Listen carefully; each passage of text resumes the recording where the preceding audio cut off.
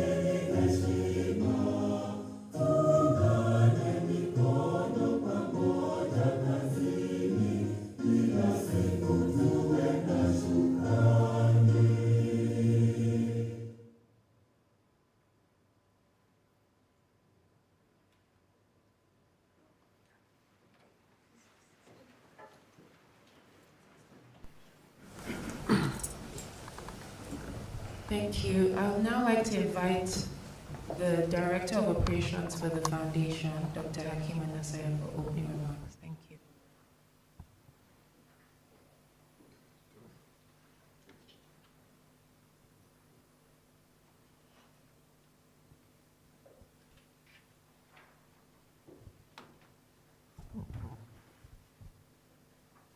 Thank you very much, Ania. So please, I memorized this word about 4 or 5 times. Habari ya asubuhi. I hope I got it right. Yes. And I said it the way it's supposed to be said, because, you know, in Nigeria, if you say somewhat wrong, you might be placing a curse on somebody. Okay, so I guess it means good morning. Yes. So my name is Hakeem Onosoya, and I'm the Director of Operations at the Tony Elumelu Foundation. And it's my first time in Kenya.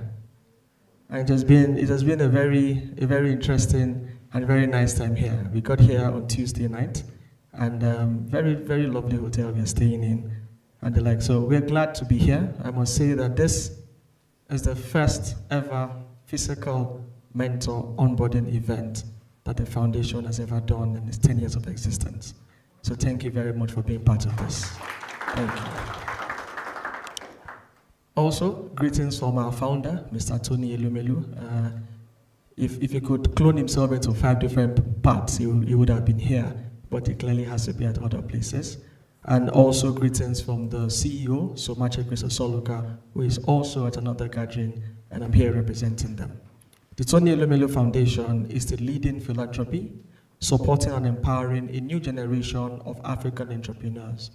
And when we say African entrepreneurs, we mean entrepreneurs across all 54 African countries.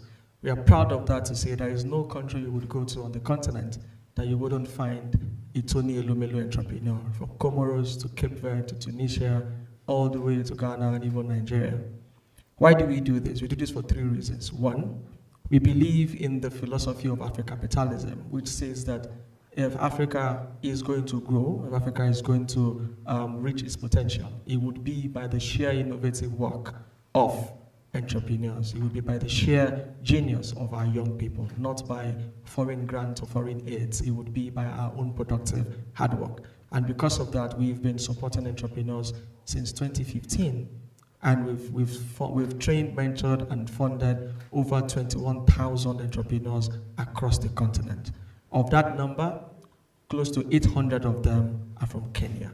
And we are glad to have supported that much, and even we will want to do more. Aside from the entrepreneurs that we've funded and supported, we've also created access to training for over 2.5 million Africans through our digital platform called TEF Connect. And in terms of funding, we've disbursed over $100 million in funding to these 21,000 entrepreneurs across the continent. These entrepreneurs have gone on to create both direct and indirect jobs in the range of 1.5 million jobs across the continent. And together, they've created revenues over $4.2 billion and also raised over 2 million people out of poverty. The foundation deserves a round of applause. But our own theory of change, our own operation scope, the funding is always at the end. So when we select entrepreneurs like we did on Saturday, 22nd of March, where we shortlisted 3,000 entrepreneurs to join the programs, which means that as of today, our numbers have gone up to over 24,000. And when we select them, the first thing we do for them is training. After training is mentorship. And that is because we believe in the adage that says, if you know where you're going to, you're almost there. But if you know where you're going to, and you know someone who has been there before, who is willing to hold your hand on that journey, then you're there already. And that is why we do not joke with our mentorship program. And on behalf of the foundation, this is to say thank you very much.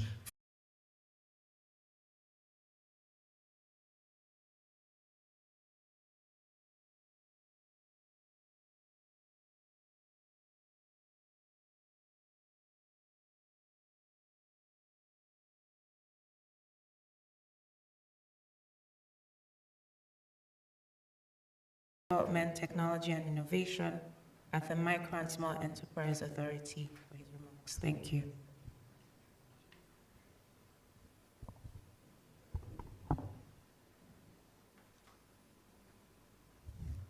Thank you, Onia. To Dr. Hakim and team, I think it's an exciting moment to be here with the mentors, and it's an awesome thing that the foundation is doing.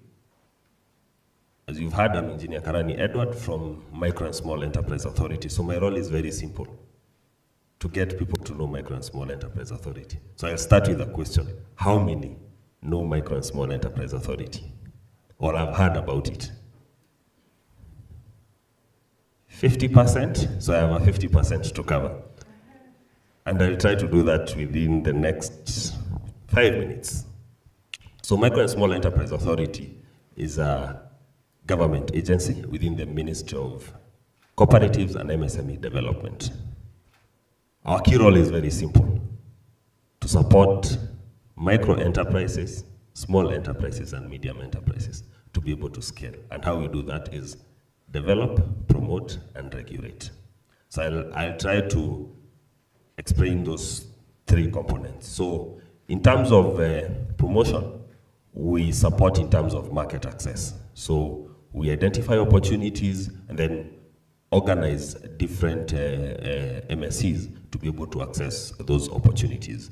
And I'll give a practical examples currently we are implementing. So we have probably around 170 active construction projects for affordable housing and ESP markets. So what we've done in the rural setting is go to the local market, get welders, fabricators, organize them into an association, and they access that opportunity as a group. Still on market access, we coordinate participation of MSCs to access local and external markets. So, for example, for external markets, last year, and we do this on a yearly basis, there is an EAC market for that moves around different countries. So we organize, coordinate the products that they would want to go and sell. So last year we successfully organized around 500 MSCs to be able to access those markets. On development, we do 3 kinds of supports. First is on financial linkage. 2 is on infrastructure support, providing them with a space that they can be able to operate decently. And with this, we have around 215 industrial development centers across the country. So think about any town or any constituency. Our target is to be in all the constituencies, but at the moment we are in 215 constituencies. But we also have what we call MSC work sites that are spread across the country. We have offices across all the 47 counties, and all these responsibilities and tasks I'm talking about, we are able to execute them at local level using different partners. Now, lastly, I would want to mention about the financial access. So we do this in a 3-pronged way. One is linkage to partners, different banks, development partners. We have 2 projects that just started. So we have one called National Youth Opportunities Towards Advancement, that is NYOTA, where we'll be giving 100,000 youths a grant of up to 50,000 in US dollars, 500, 400, 500, yeah. That targets youth between 18 to 29. We have a bigger one for CONCAGET, where we are targeting to fund up to 20 million. But that should be an organization that has existed under some history for up to around 3 years. Finally, on regulation, we do register, organize associations, primary associations, to be able to access opportunities. So we have a registrar of MSCs within the authority who registers associations, and these can be done virtually. It's an online portal, but if you need any physical support, we have physical offices across all the 47 counties. Lastly, how do we augment partnerships and collaboration? I think this is one of our key strong areas. At the moment, we are leveraging on partners in the private sector, public sector, and development partners to ensure that, because the entrepreneur requires support from all these, if it's access to finance, if it's access to markets, if it's access to opportunities in terms of mentorship, in terms of their capacity, technology transfer, if it's in terms of getting the backward linkage from the supply of, let's say, raw materials and such, forward linkage in terms of market that they would want to access. So we are working with different partners, and that's the reason why we are working with the Tony Elumelu Foundation to see how best, as the mentors, as you go out there to support the enterprises, then you can tap on the ecosystem, and there are already opportunities that you can be able to link them to. With that, I think I would want to congratulate Dr. Hakim. He's really learned Kiswahili in the last 2 days. With his vocabulary is now around 5-6 words. So I can see you can get to 10. By the time 1 week is over, you'll get to 20 words. Jambo, karibu, karibu Kenya. Thank you.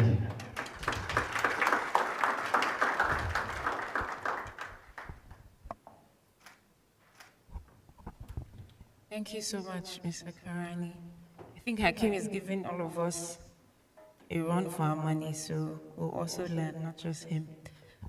Thanks, everyone. So I'd like to kindly invite Mr. Kirenia Kitinji from Wild International. He'll be taking us through business management fundamentals. Thank you.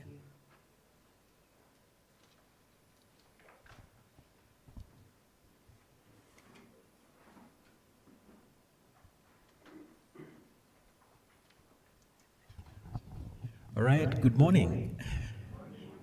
Okay, so my name is Kirenia Kitinji. I work for an organization called Wild International. Wild International is a management consulting firm, and our clients are what we call owner-managed businesses. So as partners for TEF in this project, we were involved in reviewing the business plans that were prepared by the people that you're going to mentor. So over the next 30-40 minutes or so, I'll share some of the insights and maybe some of the insights that we gleaned from the exercise of working with, of reviewing their business plans. And then after that, maybe just share a few insights about that might be useful for us as mentors as we work with these young people in the green space. So next slide. All right, so that was the assignment. By way of summary, we reviewed 320 green businesses to see whether they were qualified for the grant that Dr. Hakim mentioned of $5,000. Next slide. All right, so this is a characteristic of the enterprises that we're going to be dealing with once you begin your mentorship journey with them. Many of them were in the ideation stage, or will be in the ideation stage. Others is early growth, and others are growing businesses. So those are the three main businesses that we reviewed: ideation, early growth, and of course growth. Next slide. Okay, so in terms of the enterprises, out of the 320 enterprises that we reviewed, we actually narrowed down to 175 of them that we thought were eligible to move to the next phase. In terms of, first, they needed to be green businesses, then they needed to have valid business models, they needed to show potential for revenue growth, and lastly, they needed to show potential for job creation. All right, so I'll give a bit of a summary in terms of the final report that we prepared for TEF in terms of what we found out about the businesses that you're going to be mentoring. Right, so the first is most of the businesses are actually in what we call waste to value. About 49% of them are in waste to value. What does that mean? Maybe you have a kitchen waste, and then you convert that to fertilizer. That's what we call waste to value. And then the other one was plastic waste services. So if you add 49 and 16, you'll notice that most of the businesses that you will be working with, or most of the young people that you'll be working with, are in waste to value and plastic waste. So next. So in terms of investor readiness, out of the 320 business plans that we reviewed, about 54% qualified. And that's why we get the figure of 175. So the 175 presumably are the ones that you're going to be mentoring. Next slide. So in terms of revenue generation, we had a score that we gave. 0 to 1 means that we thought, based on the business plans, remember we don't know these businesses, we are pretty much just reviewing the business plans. So in terms of revenue generation, 4 to 5 means it's a high score. Okay, we thought about 32% have a very good chance of generating revenues, and as I work through the slides, we'll be able to see that. And that's average score about 56%. So maybe the learning point here is be prepared to be surprised once you start working with the mentors, with the mentees. Be prepared to be surprised. So 4 to 5 means a very high score. 1 means very low, and then 2 to 3 is somewhere in the middle. So the ones that have high potential, it's about 32%. All right, in terms of sustainability, when you talk about sustainability, I know this is green, but you're talking about commercial sustainability or commercial viability. So only about 35% made a score of 4 to 5, a high score in terms of business sustainability. Right, next slide.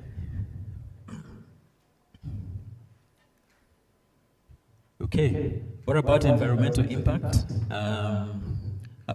About 47% met the criteria for environmental impact. Maybe just to go back between ourselves and TEF and UNICEF, we created a scoring sheet, and this is actually data from the scoring sheet that we created as we scored the enterprises one by one. All right, some are average, 46, 47%. So, in a sense, what we're saying is, as far as this project is concerned, you'll find that the majority of the businesses, with very small outliers, are actually in the environmental space. So you don't have to take too much time verifying that. Gender ratio, very important for this engagement. Females, ladies were fewer, gentlemen were more. That's what we found out. Yeah. Again, this is important to let you know that there's a bigger chance that the person that you'll be mentoring will be either male or female. That's just to alert you on that. Now, what are some of the challenges that we found out as we reviewed the business plans, which were actually accompanied by financial projections? Now, a lot of let me not say a lot, a significant number of the business plans were AI generated. Yes. They were AI generated. And you can tell, of course, we're in the business of working with enterprises, so we know. And because the business plan is AI generated, when it comes to preparing financial projections, what do you think is going to be the challenge? So that's a big challenge that we noticed. Yeah. And then, just to digress a bit, these young people would all show up. I don't know how many people are from Makueni here. How many mentors are from Makueni? Do you have many mentors here from Makueni? It's not about you, it's about the people that you'll be mentoring. So, we noticed these young people went to one cyber cafe and they asked the owner of the cyber cafe to generate business plans for them. So they all looked alike. So you wonder, which business am I assessing here? So those are some of the challenges that you're going to experience as you work with them. And of course, if you use AI to generate a business plan, when it comes to where the rubber meets the road, the numbers, they're going to look really horrible because these ones you actually have to do. So big challenge, of course, in terms of financials. Next slide. All right, so based on what I have presented, what are the implications for yourselves then as mentors? What are some of the things that we need to think about as we prepare ourselves to work with these young people? So, number one, you need to be convinced as you work with these young people about the future of their business models and their capabilities as managers. So I'll spend a lot more time talking about these two areas as we in this presentation. You need to be convinced that the business model has a future, and secondly, the manager really is the owner here, isn't it? Yes, because they're all what we call owner managers. So that the manager has the capabilities to drive the business forward. So you'll find that most of your inputs will be around business model and the manager, and of course the thing about financial projections, but I'll come to that later. So next slide. So I'll start with the manager because that's easy, or the owner manager because that's easy. I think based on the review that we did of the business plan, we need to be aware that the owner manager has requisite skills to run such a business. And here, we are not talking about just the technical skills, maybe of converting food waste to fertilizer. We also need to know that they have the business management skills, because great technical skills do not necessarily translate to what? Great business skills. They don't necessarily work together. So you need to be convinced, do they have the business management skills? You'll find a lot of gaps in that area, and maybe the technical skills. The other thing is experience.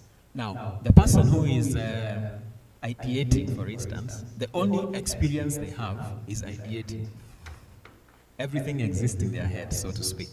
So you need to be convinced that this person has the experience. And the third one is integrity. And this is one of the things that we kind of like let go once in a while, once you work as mentors. But if you're not dealing with a person with integrity, you'll find yourself, like the Supreme Court said not too long ago, a wild goose chase and hot air. Yes. You'll find yourself in those circumstances, on a wild goose chase and hot air. So much for the manager. Those are, I think, the 3 focus areas. There are many other things that you can focus on. But remember, this is a small business. You're not dealing with a global organization like the one that we are currently working at the moment. It's a small business. So what would you focus on when you're dealing with a small business and that is run by a young person? So do they have the skills, experience, and are they people of integrity? Now I'll spend the rest of the time talking about the business model. All right. So when we discuss the idea about business models, there are so many ideas. I'm sure there are as many ideas about business models as there are the mentors seated in this room. But at the end of the day, business model is about what? Value creation. Then value delivery. And after you create value and deliver value, you capture value as a business person. That value capture is what you're calling profitability or revenues. But if you look at this model, the word value dominates it. So whenever we are discussing the term business models, our minds should clearly default to what? Value. Value creation, value delivery, value capture. Next slide. When you're dealing with business models, there's always a starting point. And one of the temptations we've noticed as coaches, business advisors, I've been doing this for over 10 years now, is we tend to ask the person we are coaching or mentoring, what problems do you have so that I can fix them for you? Well, I'd like to say, even though that question is correct, it should not be the first question.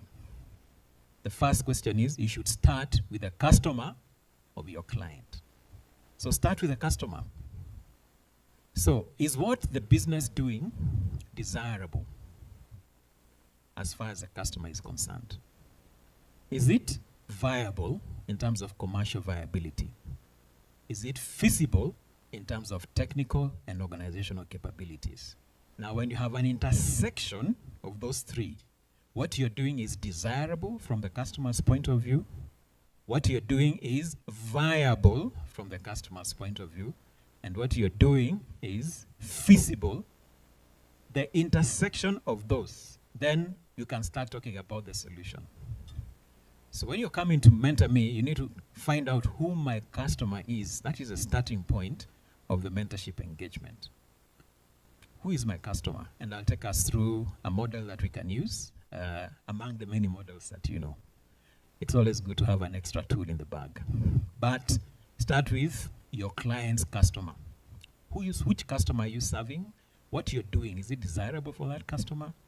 From a business point of view, commercial point of view, is it viable? And then from a technical point of view, organizational point of view, is it feasible? And then after that, you can go to the solutions and say, okay, I think the solution that you're offering of organic fertilizer actually makes sense because we started with the customer. So how do we go about that? So next slide. We ask questions, actually. Yeah. And the first question is, what problem or problems is your client solving in the market? Now, if you're focusing a lot on that, the underlying message here is a business is not a product selling unit. A business is a problem solving unit. A business is a problem solving unit. So that's the first question. It's a series of questions. What problem is your client solving in the marketplace? So the implication of that is no problem, no business, even if there's a product. If there is no problem to be solved, then you don't have a business, even though there is a product. Because a business, is a problem-solving unit. And a product is a solution to a problem. That's the first question. Second question, is it a problem worth solving?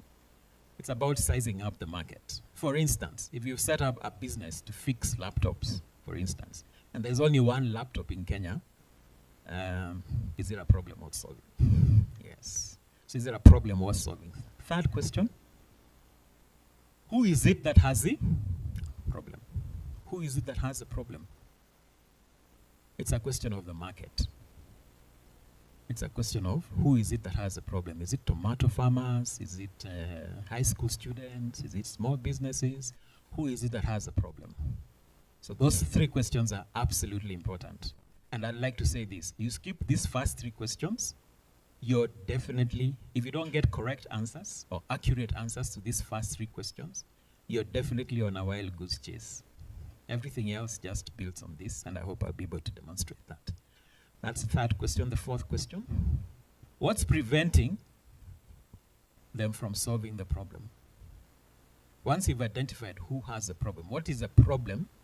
Secondly, is it a problem worth solving? I'm not talking about your client, by the way. I'm talking about the customers of your client. Okay?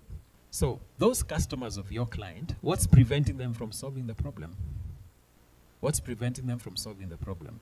Because when we talk about solutions, solutions must deal with the problem I'm trying to solve. For instance, I'm trying to grow tomatoes, or I'm trying to maybe streamline my operations. And I hope you've noticed it, I'm using a lot of verbs there, isn't it? Yes. Business opportunities need to be described in form of verbs. So that when you're saying, if I ask you who is your target market, you need to tell me I'm targeting people who want to grow tomatoes, or streamline operations, or commute to work. And you notice I'm using a lot of verbs in that sense. So when you're describing, when the client is describing the problem they are trying to solve, we are not listening out for solutions. We are listening out for verbs. All right, so what's preventing your targets, your clients' customers from solving the problem? Very important question also. In our space, we found that there are 4 main areas. Next slide, please. So, I want to grow tomatoes, but I don't have the time. I want to grow tomatoes, but I don't have the money. I want to grow tomatoes, but it requires me to go to a specific location. I want to grow tomatoes, but I don't have the skills. So when you're talking about assessing the viability of the business, I need to hear as a mentor that my business has identified the problem they are trying to solve and for who. Like in the example of growing tomatoes. So my business is I'm in the business of helping people to grow tomatoes.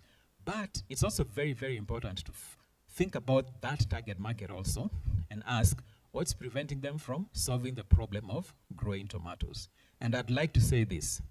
A lot of businesses are built around these constraints and not the problem itself. So is it a wonder that SMEs have a high mortality rate, I think in Africa, of about 60% in the first year? You're confusing the underlying problem with the constraint. So I want to grow tomatoes, but I don't have the time.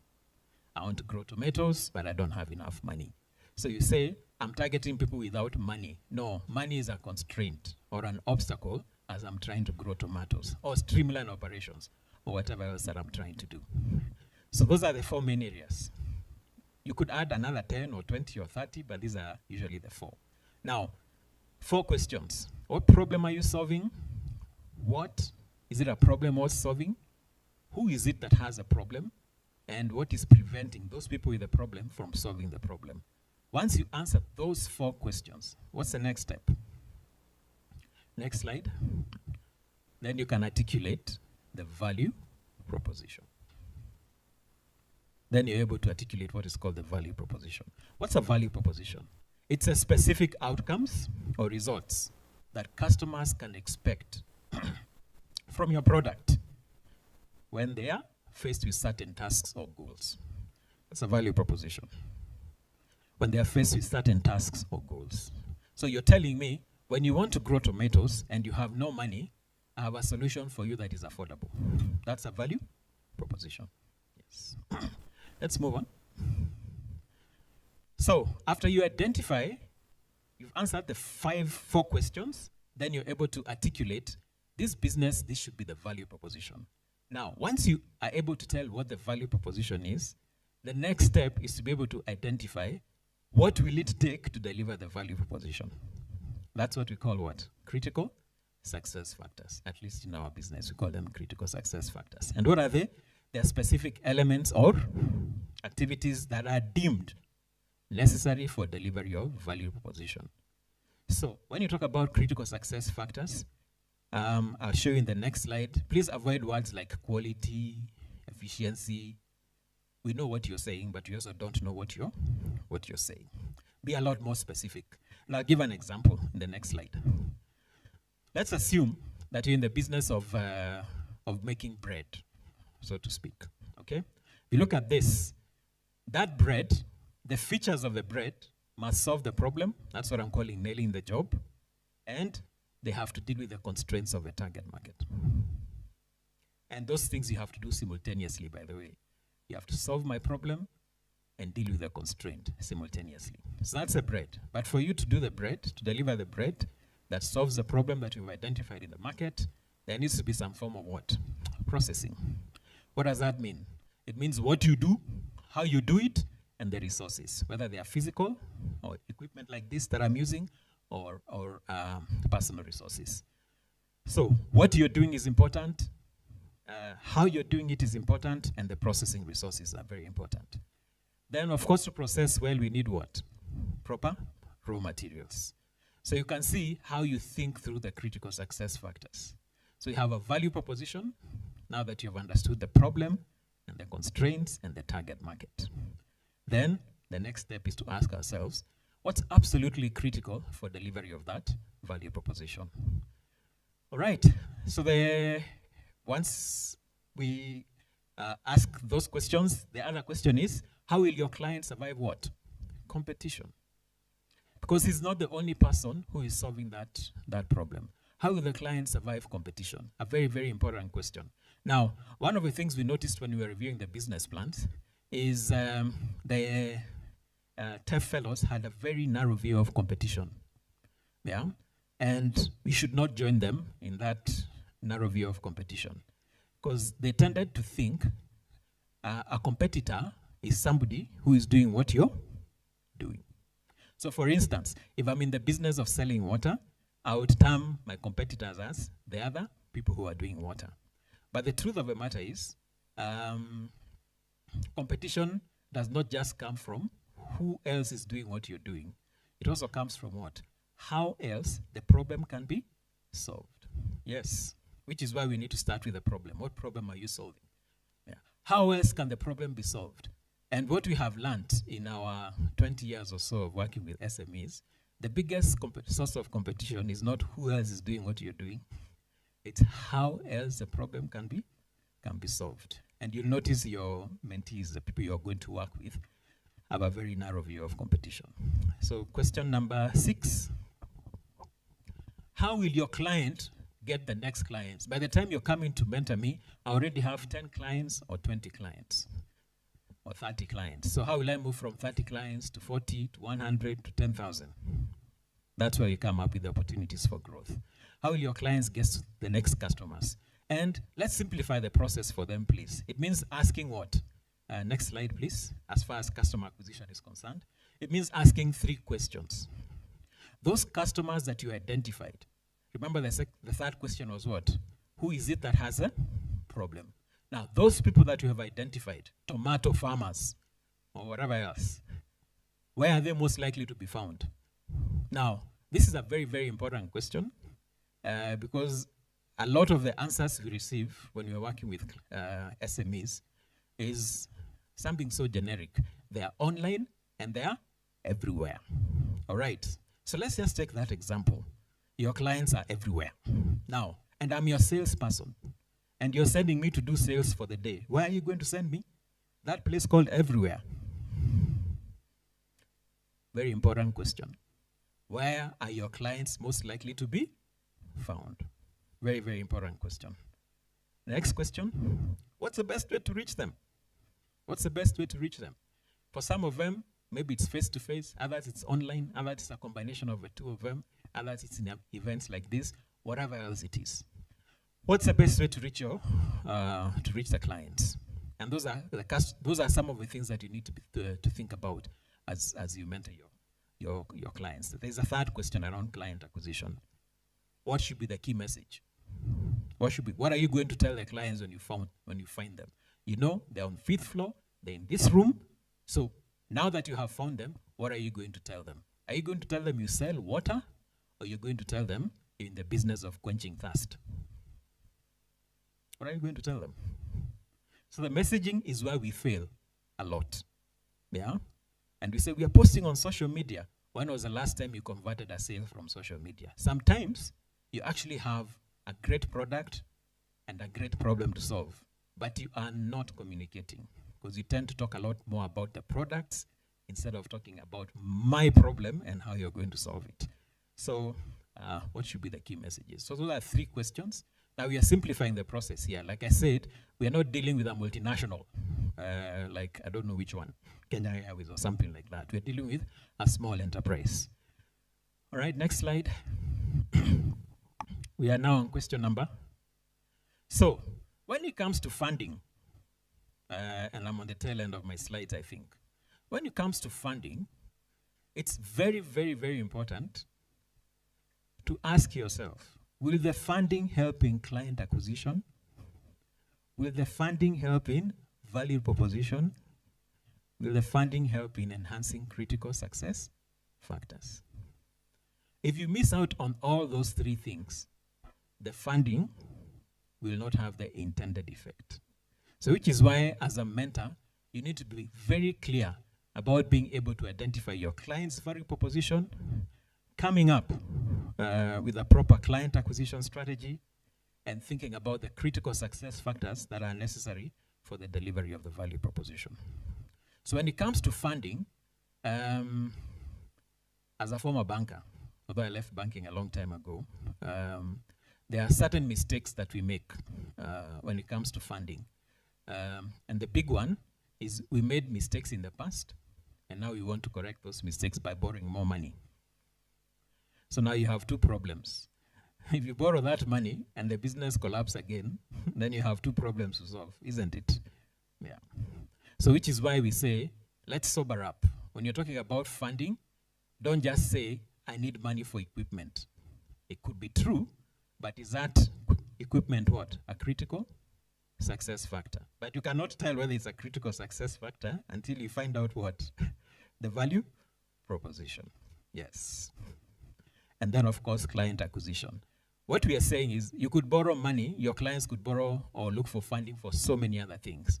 But where the rubber meets the road, if the funding does not help in client acquisition or their critical success factors or value proposition, it's most likely going to go to waste. Final slide. Numbers. Like I said at the beginning, the young entrepreneurs had very serious problems with getting their numbers together. So please expect that as you mentor them. And just allow me to stop there, unless there are any questions. Thank you very much. Thank you. Thank you very much, Mr. Kithinji. I felt like I was back in school for a minute, so I've also learned a lot, so thank you very much for your presentation. So we'll now go into Q&A session, and we'll take questions, one from people in the room, but also for those watching. And so to be efficient, maybe we'll have a number system. And so please, if you have questions, please go ahead. Okay, number 1, 2, 3. Okay, so let's start with those 3 questions.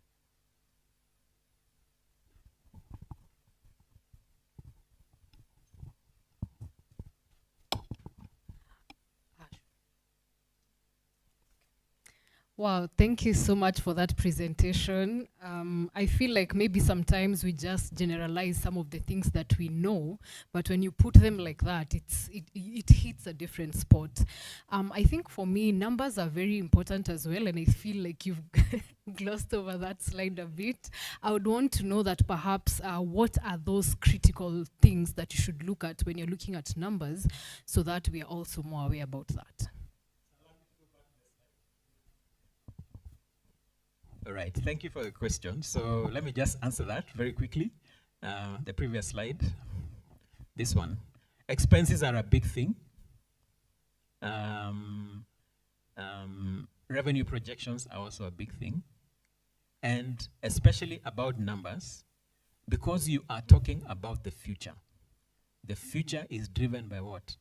Assumptions, isn't it? Because you don't know.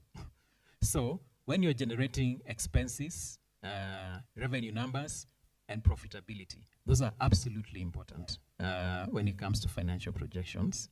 But also critically important, we need to ask yourself, you want to move revenues from 1,000, 1 million per month to 20 million per month. Well, that's excellent. What are the underlying assumptions? So when it comes to projections, an excellent question, I know I glossed over it. Revenues, expenses, profitability. Those are absolutely critical. And then the underlying assumptions behind the expenses and also the revenues. Now, that's one side. But you've had this statement that turnover is vanity, profit is sanity, but cash is what? King. So at the end of the day, that's what we want to see. Yeah, that's the cash that we want to see, because when it comes to running a business from a financial perspective, it's a cash also that we want to see. But tell us about your revenue projections, tell us about your expenses, and then please tell us about the underlying assumptions. There's a time I was dealing with a client, and because they were looking for funding and they needed to know, to show good numbers, they said they moved their revenues, I think, from 2 or 3 million a month to about 15 million. So they're window dressing. So I asked the client, what are you going to do differently to move from 2 million to 15 million? And the client said, you don't ask those kind of questions. We know we are looking for money and we need to go to show good numbers. So they failed on the assumptions test. Yes. Okay. Thank you very much for the question. I hope I've clarified. Asante sana. Thank you. There was another question. I think there were three. Yeah, please the go gentleman ahead. Is taller than me, so I have to stand. Hi. Hi. Yeah, on the numbers bit, because I've worked a lot with startups, both in the impact investment space and also debt and equity. On the financials, because this is where, even in the investment committee, you spend most time. Yes. Don't you think we should insist more on unit economics? Because this is a startup, and as you said, it's based on assumptions. And whether you have good assumptions or bad assumptions, the test of time is on, do they really make sense? So from a unit economics perspective, can you expound more on that from experience? And then number two is on the value proposition bit. Yes. Because I was looking at also the value stick approach. Yes. I think if you can also expand more on that and how we can help these entrepreneurs, that will help. Okay, very well. Thank you very much for bringing out the idea of unit economics. Okay, again, I'm kind of like summarizing because of time limitations. How much does it take you to produce a product? Yeah, I mean, you're talking about a bottle of water. How much does it take to produce that bottle of water? Now, when it comes to unit economics, the biggest driver of unit economics is actually not variable costs, the costs that change with volume. The biggest driver of unit economics is fixed costs. So when you're talking about unit economics, we need to ask ourselves, at what point will this startup or this enterprise that you're working with be able to break even in terms of revenues and in terms of quantities? Because the thing is this, I'll take a very, very hypothetical example to explain the idea of unit economics. Supposing I'm running a business that is baking cakes or bread. And in that business, I have, say, like 10 employees. I have a space like this where I'm paying maybe 1 million shillings in rent and whatever else. But in that business, I'm only able to produce 1 loaf of bread per year. How much do you think I'll have to charge for it to recover? Millions, isn't it? Yes. Now you can see the concept of unit economics. It's about, number one, being able to tell what are the fixed costs that will take to deliver this. And you can see it's also about getting your scale correct, at least to the point where you're able to break even. But now, to go back to the example of the bread that I'm talking about, supposing I'm actually able to produce with the same space, the same equipment, the same number of staff, the same salaries, and whatever else, I'm actually able to do 1 million loaves a day. That loaf of bread will go for a lot less. So I'm going back to the drivers of unit economics. The drivers of unit economics are productivity, either from the equipment side of it or from the people who are involved in that. Those are the big drivers of unit economics. But if you're looking for a metric, at least the numbers, the break-even numbers should make sense. So that's one. The other one was on value proposition. I'm not sure I really understood your question because you introduced a concept that I'm pretty much not familiar with.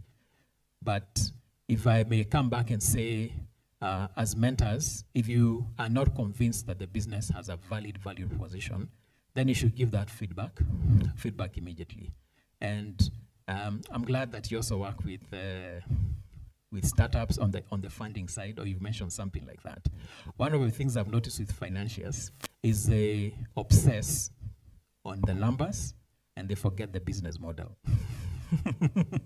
Yes, so it is the business model that is funded at the end of the day.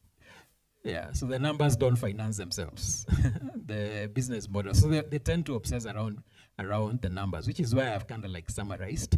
Do the revenues projections look okay? Do the expense projections look okay? And now the idea of unit economics, absolutely useful for this kind of discussion. I hope I've answered your question, and thank you very much for it. Okay, there was a third question, I think. Oh, yes. Third, fourth, fifth. Okay. All right. Good morning, everyone. Good morning. Or is it good afternoon? And it's then good morning. We have a timekeeper. It's good morning. So my name is Charles Modoi from Adept Advisory. We do experiential learning for organizational teams.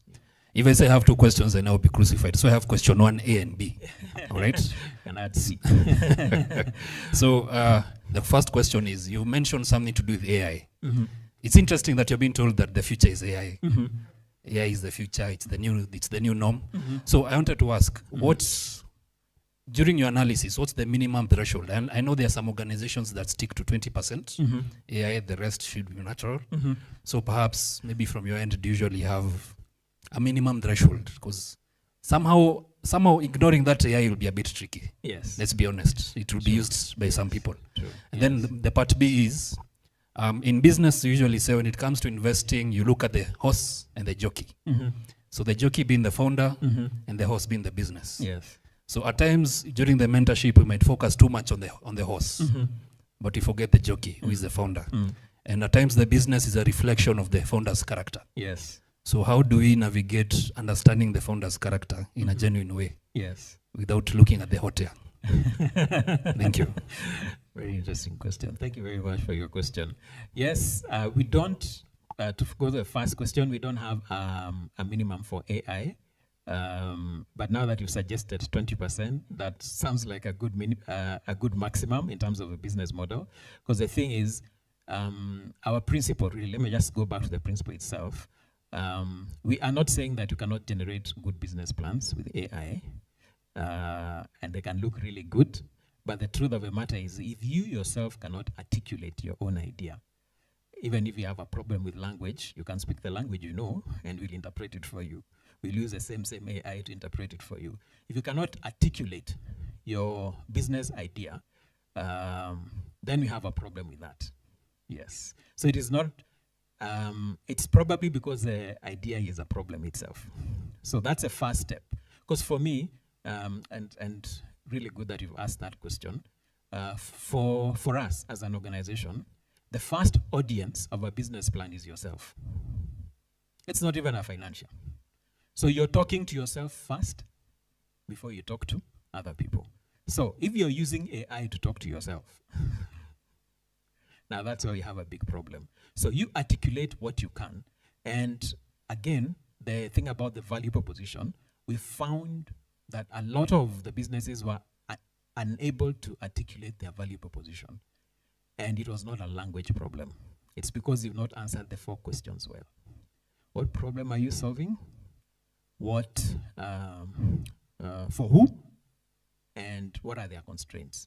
Those are the 3 ingredients that go into a proper value proposition. A target market, a problem to be solved, and the constraints. Then you can say, we provide affordable fertilizers to tomato farmers so that they can improve their yields. Now that's a business. So you're not in the fertilizer business. That's what you sell. You're in the business of helping tomato farmers improve their yields. So horse and rider. When I started off, those are the 2 things actually I've been handling. Of course, I spend more time on the business model. We said integrity is a big thing. Skills is a big thing. And of course, experience is a big thing. Now, if you have low integrity, low skills, and what else? And low experience, even if you have the perfect horse, I would not even trust you. But for me, integrity is also very, very, very important. Why is it important? It's because there are customers that you're serving, and you might not have a problem lying to them. So that's a very, very big issue. So if there's an order of things that you need to test, first you just need to know my integrity. It's very difficult to test for sure, but you can ask for references. Who knows you and those kind of things. It's not difficult, does not mean impossible. So if there is a thing to check about clients, integrity is number 1. What are your skills? But skills can be taught, isn't it?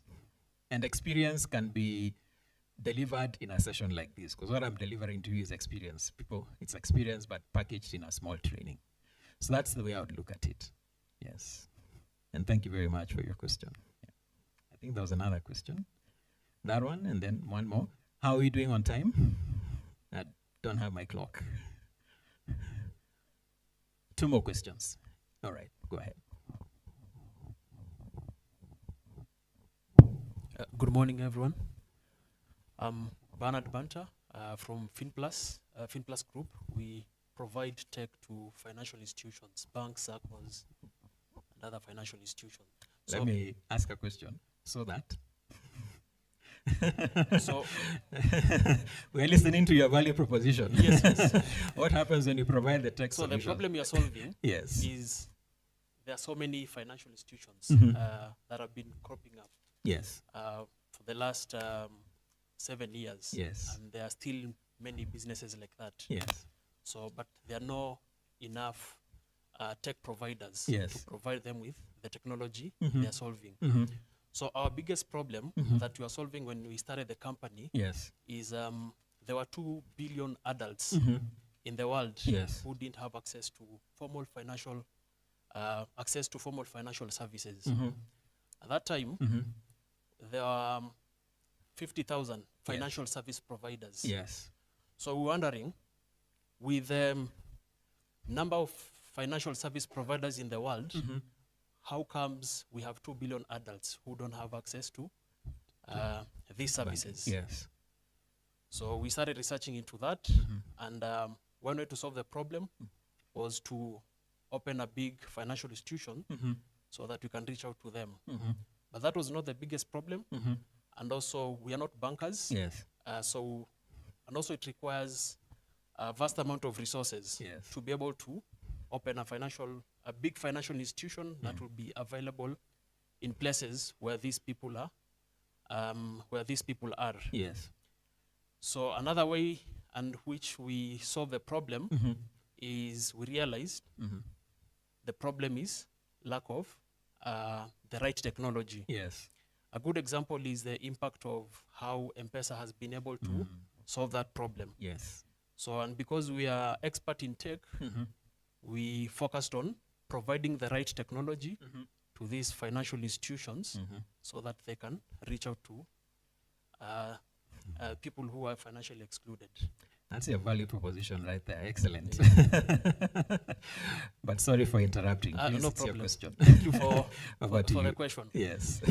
So my question is, most of these businesses are at ideation stage. And there's money on the table, $5,000. So there is a big possibility that there is a significant number that they might do everything right, but as a mentor you feel that there is no passion and they're doing this for the money. Because also you want to mentor them and to benefit from this money so that 2-3 years later, these people are still running the business and growing. So when you feel that there is no passion and drive, they're just doing it for the money, and everything else is right, they're solving the right problem. So what do you do in that case? And then maybe you can also talk about how do you tell that maybe this person is not passionate. Excellent question. And a very difficult question to answer. Okay. I have a straight answer for it. It's almost 60-70%. I'll probably not do the 30% because I may not have a full answer for that, especially around passion. One of the things that we are unable to do as business mentors is to bring out the idea of what is called opportunity cost. We are very good at telling entrepreneurs, how much will this cost you? Or the water bottle is 50 shillings. The water is 50 shillings, therefore the price should be 100 shillings. So we are good at computing the costs that we know, but we are not good at explaining the opportunity cost. So what exactly is the opportunity cost? If you work on this thing without passion, and if you just narrowly focus on just receiving the money, and you're running a business that has a potential to be multinational, what would you go for? So opportunity cost is about what trade-off are you making by being narrow focused. So when you bring out the opportunity cost, by bringing up the bigger picture, because now I'm assuming the business is okay and everything else is okay, I think that way you're able to align self-interest. And you can ignite a bit more passion, because it is better for me to make $5 million than $5,000. So you show the opportunity that the person is forgoing, assuming, of course, it's there. That's one of the ways of aligning behaviors. And as mentors, I know we have a big problem, speaking as one myself, about explaining the idea of opportunity cost. What are you leaving on the table by this behavior? By behaving this way, by making this kind of choices, or by making this kind of decisions, let us step back and ask ourselves, what are you leaving on the table? And then number 2, is it worth it? And I think Kenyans also need to learn this as a community, especially in the political space, but I'll stop there. Let's move on.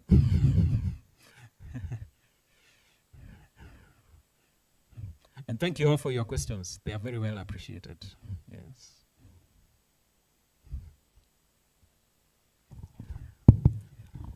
Thank you. My name is Joseph Kinama. I've been an entrepreneur. I've experienced some of the setbacks and decided to first go back to employment. I recover, then I come back.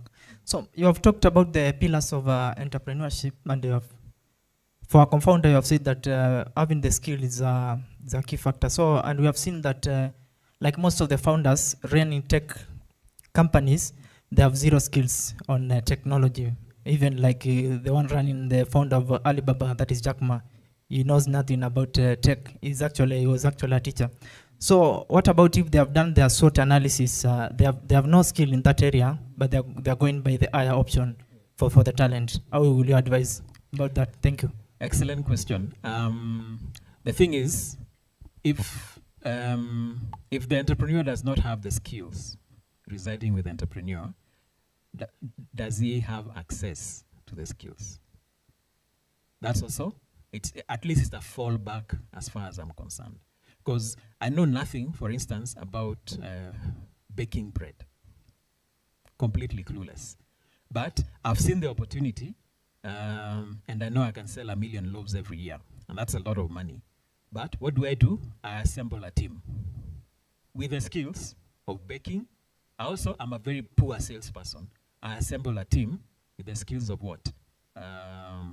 Of selling. But here is the thing. Sometimes we find entrepreneurs being confused between accessing and owning. They are more obsessed with owning, and then they forget you can actually benefit from accessing. Like when we were coming here, most of us used Ubers, isn't it? Many of us used Ubers. So what you just needed to do is access the vehicle for 10 minutes or 15 minutes, depending on where you're coming from, and you showed up on time. So you didn't need the asset at that time. So maybe, especially for a startup that is bootstrapping, I think what we need to be careful about is to start by, before we tell them, you need to get this asset, we need to ask them, can you access this asset? Whether it is 3 hours a day or 2 hours a day. Because that's a bootstrapping stage, and of course these people are short of cash. So that's what I would recommend, and I'm just being practical because all these clients that you're going to see are at that level where they probably don't have the full skills, but without the skills, their businesses will not grow the way they want them to grow. So can we make sure they access the skills? Yeah. And then when it comes to people, we know what the HR professionals tell us. When you want to access talent, you can buy it, you can build it, or you can borrow it. All those are opportunities. But most of us want to build the talent, and then forget we can access it. You can borrow it for a short while. That's why there are people called consultants. And that's why you go to the dentist once a year. You're accessing talent. You're borrowing talent for that 1 hour or 2 hours. Yes. All right. I think there's one more question. I don't know whether we are short of time. One more. Okay. It has been one more. So there we go.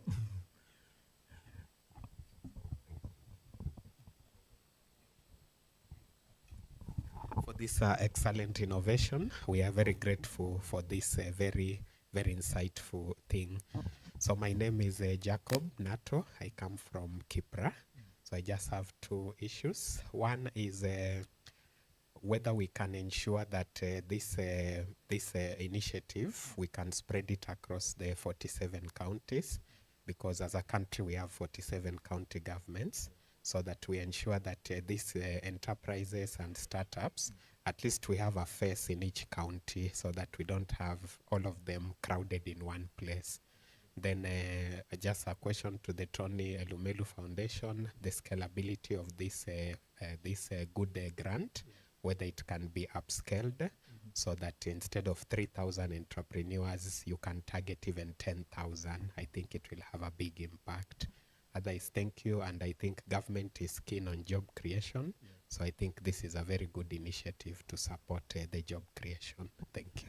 Thank you very much. I think those are questions for Dr. Hassan or the team at Tony Elumelu Foundation. So I'll leave you to take on that. And with myself, thank you very much for your attention. Asanteni sana. Thank you so much, Mr. Kithinji, and thanks everyone for your active participation and all your questions. And to the last speaker, yes, the foundation is working actively to expand its program and will continue to do so. So I would like to quickly just invite our colleague from UNICEF, the Innovation Manager, Charles Otene, to give his remarks. Thank you.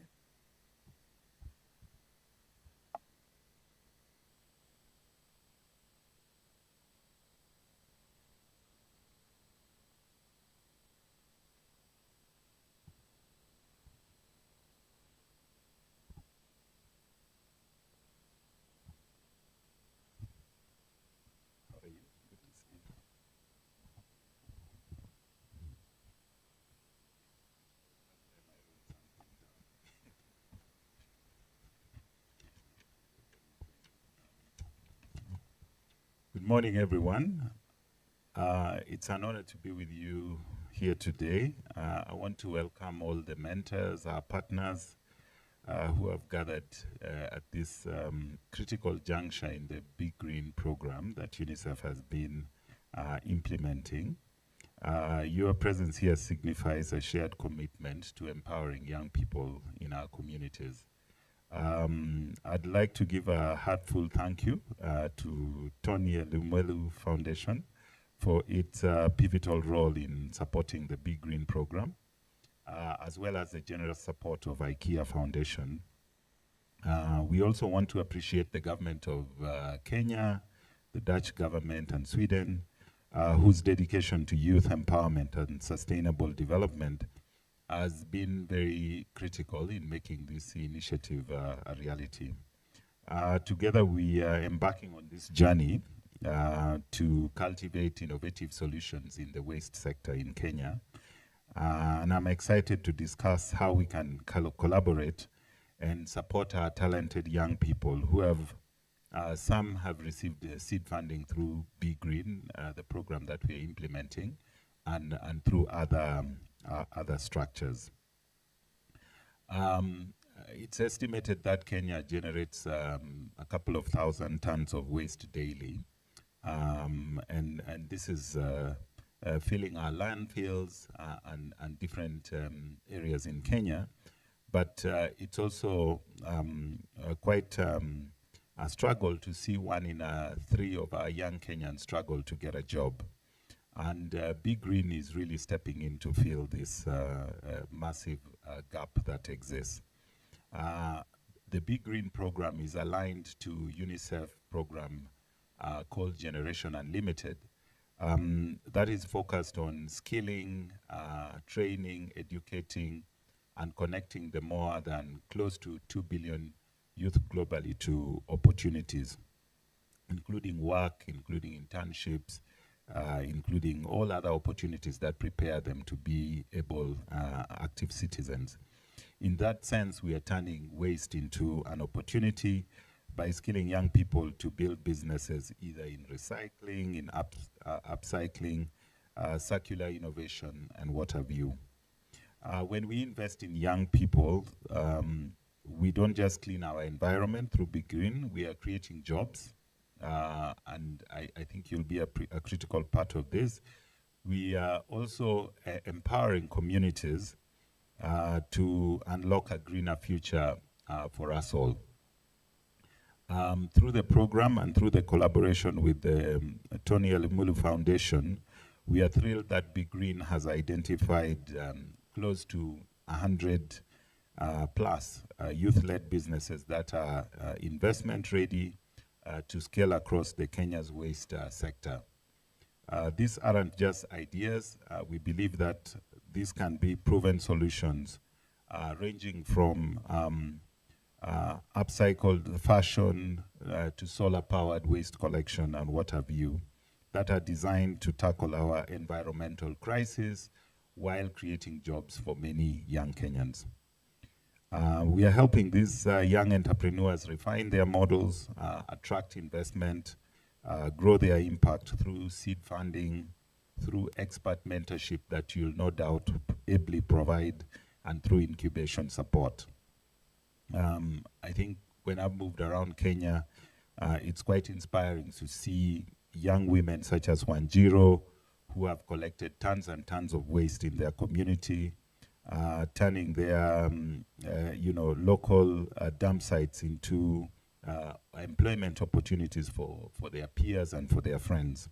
And this is a proof point, we believe, at UNICEF, that when you equip young innovators with the right tools, they don't just build the businesses, they build a greener and more inclusive economy. Let's scale their success together. I think I would like to tackle a bit really what we feel is the source for success, which is the mentorship and your role. Because we believe that behind every thriving young entrepreneur is a mentor who provides 3 game-changing ingredients: practical advice that you'll no longer give to enable them navigate the various challenges that they're going to face, accountability to stay on track. Some of these are receiving funds for the very first time, and we want them to stay on track in terms of the vision that they've articulated when they pitched their idea to the program. And lastly, how you encourage them to continue pushing boundaries. A great mentor doesn't just share expertise, they spark confidence. When young founders doubt their ideas, you remind them about their impact. and their potential. When they face setbacks, you help them to pivot. And when they do succeed, we really think you're going to be a key ingredient in ensuring that they amplify their impact. So this is your invitation to be that transformative force that we so need to ensure that BeGreen really achieves the vision that we had at the very beginning with the Tony Elumelu Foundation, IKEA, and other partners. Whether you're sharing your industry insights, I sat through the Q&A, there were amazing questions coming in, whether you're making key introductions to the networks that you no doubt have, or simply being a sounding board to the young person, young lady, young man who you are guiding, your insights will really be the difference between what businesses survive and the ones that end up thriving. So to all our mentors today, thank you for your support. We are not just building businesses, we are building the next generation of green leaders. And I think just as in any job or any engagement, what do we expect from you? As you embark on this journey with our young entrepreneurs, we want to set you up for success. We are 200% behind you. We want you to succeed because we want this program to succeed, because we want to open up opportunities for our young people. Between me and the team, we think about impactful mentorship as having three components. First is sort of availability. Your time, each month, each week, whatever works to advise and connect. And we believe this can really change the trajectory of most of these young people. The second is we think that we expect you to give constructive feedback. You need to be honest, but also not Shark Tank where you cut down. As you're honest, I always think about being honest with a vision to build. Yeah, if you're honest with a vision to cut, then you're not doing good. So constructive feedback, be honest, point out the gaps that you see in the business, highlight the strengths. That's always very important. Looking at the glass as half full as opposed to half empty. We will really believe that your insights will be very critical for these young entrepreneurs to refine their businesses into viable solutions that scale. And some of you really have pedigree from doing that in your various enterprises or businesses. Most importantly, we believe the third component of what we expect from you as mentors is the whole element of fostering a growth mindset. These young founders will no doubt face challenges. Your role isn't to have all the answers, but to help them see these setbacks as stepping stones to help them get to a better place for their enterprises, for their business, for their person, and for their communities and the teams that some of them will be leading. So build a relationship where young people feel safe to take the risks and bold enough to think bigger beyond the initial small ideas that we've managed to identify. When you believe in them, they start believing in themselves.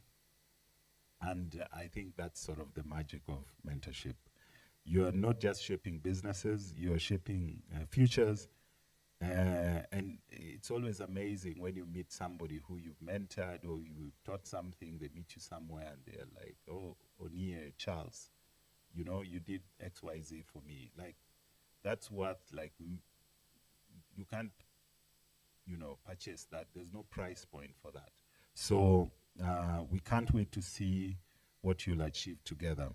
As I close today, I want to leave you with this, that, you know, if we think about waste, we are really not thinking about how we manage trash, but we are thinking about how we can transform potential. And within that ecosystem, each of you is a piece of the puzzle. Your technical knowledge, your industry connections, or hard-won lessons from your experience. When you share this with our young entrepreneurs, you're not just mentoring individuals, you're helping build Kenya's green economy. So together, I think we can represent quite a formidable force. The businesses in our BeGreen program are just the beginning, and with your active engagement, honest insights, steadfast belief in these young people, I have no doubt that we will achieve some of the impact that we committed to with Tony Elumelu Foundation, with IKEA, and with other partners in this. Thank you so much for inviting me. I'm happy to. Thanks, Charles. And now the moment we've all been waiting for. So we'll have breakfast right outside for 30 minutes. And when we come back, we'll have a presentation on the green economy. So there'll be people outside to direct you. Thanks, everyone. Thanks, Charles.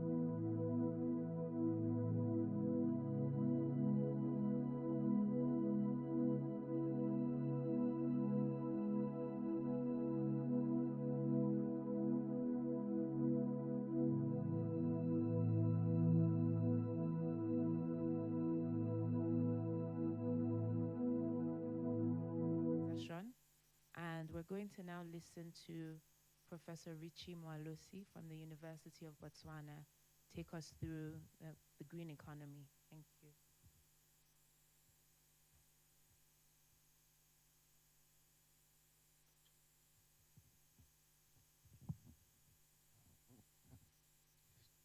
Jambo.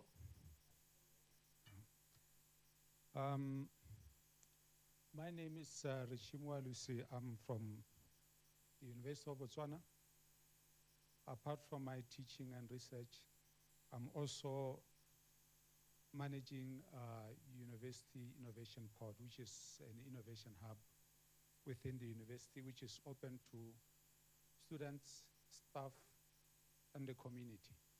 We have about 50% members of the community incubated in the hub, and then about 50 is students and members of staff. Let me start by making an appeal that I might be presenting some of the concepts here which are not in sync with what you are saying. I would appeal to you to be open-minded.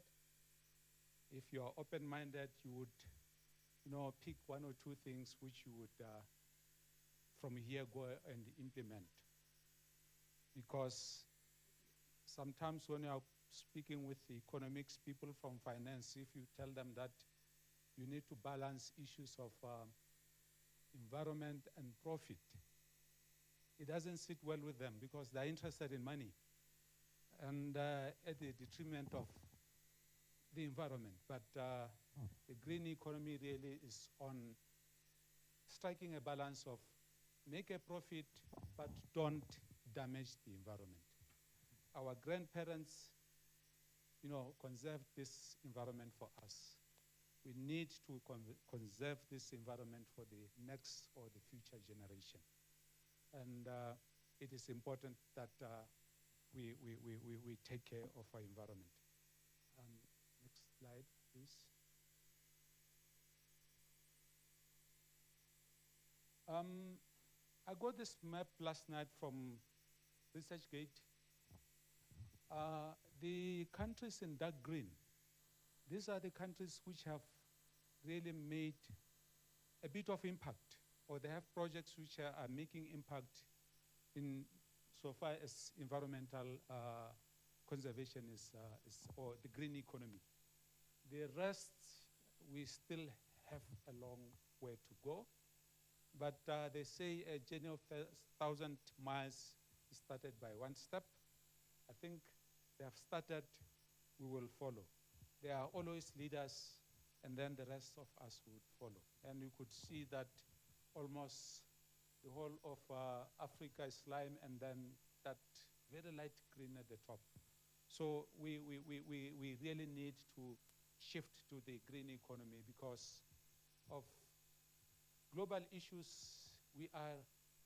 Last time I was in Kenya, I think it was last year, August, when I arrived, there was, I think there were 2 weeks had elapsed when Kenya had experienced a lot of floods. And then in Botswana, I think a month ago or so, we experienced about severe floods where about 9 lives were lost. And you could see that we are having extreme, when it is rainy season, extreme rain. And then when it is dry season, extreme droughts, we are operating on the extremes. And we cannot operate as businesses. We need new thinking. And the green economy is one of those where we are saying, let's think of the environment as well as making profit out of what we are doing. Next slide, please. I'll start my presentation with this quotation from the former UN Secretary General. Ban Ki-moon said, sustainability is key to prosperity. A green economy does not just protect the planet, it creates jobs, it drives innovation and builds resilience. You will see some of this throughout some of these inspirational quotations throughout my presentation. This might be a distractor to some of you. Let me apologize in advance that if this is a distractor, my apologies. Last, I think 2 weeks ago, I was presenting. It was not a gathering like this, but it was entrepreneurs. And they were to come up with projects on indigenous knowledge and nature, inspired by nature. And then I had some of these quotations of, coming from nature, of no, don't give up, learn from nature and all that. They liked those so much, and they said, next presentation, please include some quotations. And I did that. If this is a distractor, please don't blame me, blame them. Next slide, please. What is the green economy? Basically, this is an economy or economic system which promotes sustainable development, and then looking at issues of that sustainable development should not be harming or degrading our environment. And the key principles or key pillars of the green economy is that one is low carbon growth, 2, resource efficiency, and then 3, social inclusivity. Because we shouldn't be leaving anyone behind. We know that our world is being driven by men or male, and then women and the youth are always left behind. And the green economy said we need to be inclusive. They should be on board in this economy. So it's advocating for a shift from fossil fuels, this oil relying on or dependence on oil, to renewable energy, and then sustainable agriculture or smart climate agriculture, and then these circular economy practices. As I was saying, that we need to have this balance or harmony between economic activity and environmental sustainability. Next slide, please. The top part, it shows the kind of linear economy which we are following currently, which most of our countries are following. You could see we extract resources from the earth.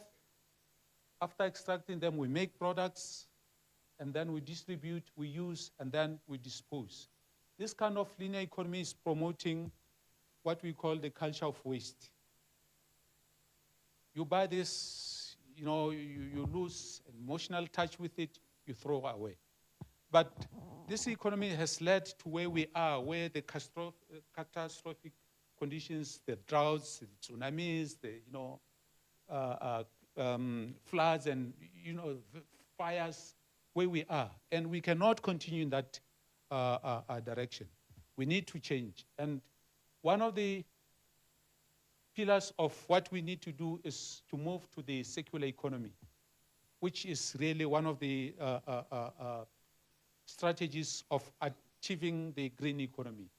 The circular economy says we can extract whatever we are extracting from the earth, we can make products, we distribute those, we can use and reuse, repair. So instead of throwing everything away as waste, let's extract what we can reuse from whatever that product is, or let's repair that so that products can circulate within the economy for a very long time, rather than dumping them at the rubbish sites. And then even disposing of, it should be selective. Dump off which you think this component has reached its end of life, then you can dump it off, and then the rest you can recover, and then you can recycle or upcycle to make new products so that they continue circulating within the economy. So this is where the green economy is. Next slide, please. So why should we transition to this economy? I've mentioned issues of climate change. I think even though we have some of the world leaders who are saying there's nothing like climate change.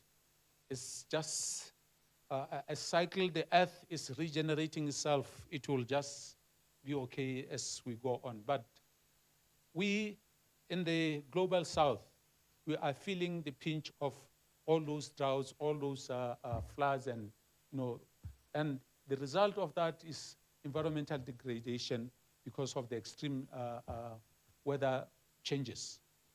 And then resource depletion, we are an extracting economy where we are taking a lot from Mother Earth, and then within I was reading one paper saying, whatever we extract from Mother Earth, within 3 months, it's waste.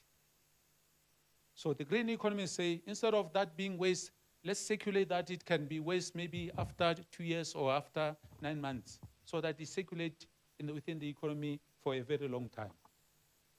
Social inequalities, I've alluded to those. And then there are opportunities. And this is where you are coming in to drive these opportunities as mentors. Job creation. The entrepreneurs which you are going to be mentoring, ultimately they're going to be creating jobs, green jobs, sustainable green jobs which are having less damage to our environment. Sustainable business model. We are going to be coming up with new business models, not the ones which we are used to. And then enhance energy security. Next slide, please. Another quotation is that from Paul Mann. He said, the transition to a green economy is the greatest business opportunity of our time. Those who act now will lead the next industrial revolution. Be part of that the next industrial revolution. You be part of the leaders of, as you have seen Africa, that we are still lagging behind. And I'm thankful to the BeGreen Africa that they are pioneering this initiative, that you are going to be the next leaders of this next industrial revolution. What are the pillars of the green economy? One is renewable energy, sustainable agriculture, the circular economy.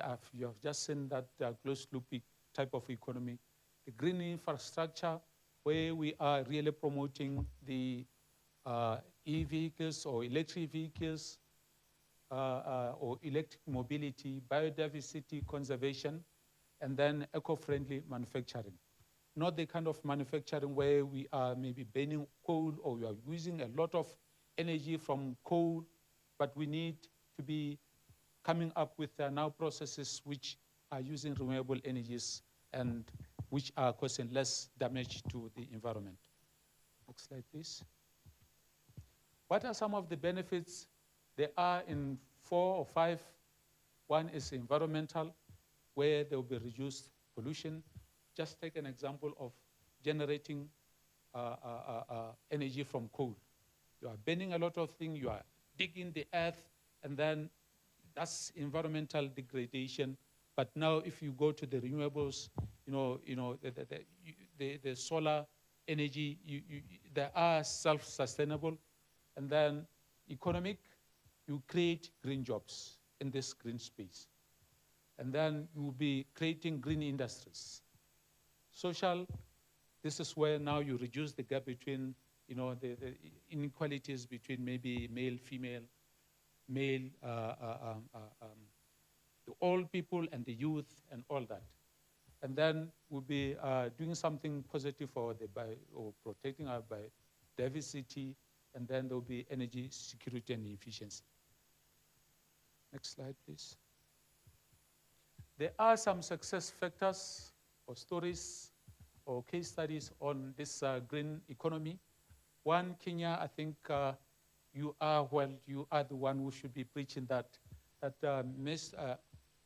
most of the energy from Kenya, 80% is coming from renewables, which is really commendable. And I think you are followed by Morocco in Africa, which is really commendable. Botswana, almost 90% of our energy, I think even 95%, is coming from coal, unfortunately. It's only now the new government is really, one of their biggest agenda now is that they need, I think they are saying 2030, which is a little bit ambitious. 50% of the energy should be generated from the renewables. We'll see. They are still new. They make a lot of promises. I hope it's not one of the empty promises. And then Rwanda is doing something on green growth and sustainable development. especially if you look at these car-free days, because if you are driving these cars which are burning petrol, diesel, are damaging the environment. And then, you know, the plastic bags are banned in Rwanda. It makes the cities clean as compared to some of our cities. And then in South Africa, they have this, and Zimbabwe have also taken this on board, waste to energy, where now the landfill gas is converted to electricity. This is commendable. We should see waste as treasure or as cash, not the way. This is where we need this kind of mindset shift, that trash or waste is something which is discarded off. But let's see waste as a treasure which we can make a living and make money out of. Like the example which was given, that there are young ones who are spending time in dumping sites, you know, trying to extract what they can reuse or recycle. And then there's a big wave in Africa, across Africa, on the promotion of e-mobility. And I think in South Africa, Cape Town is leading in terms of, you know, buses.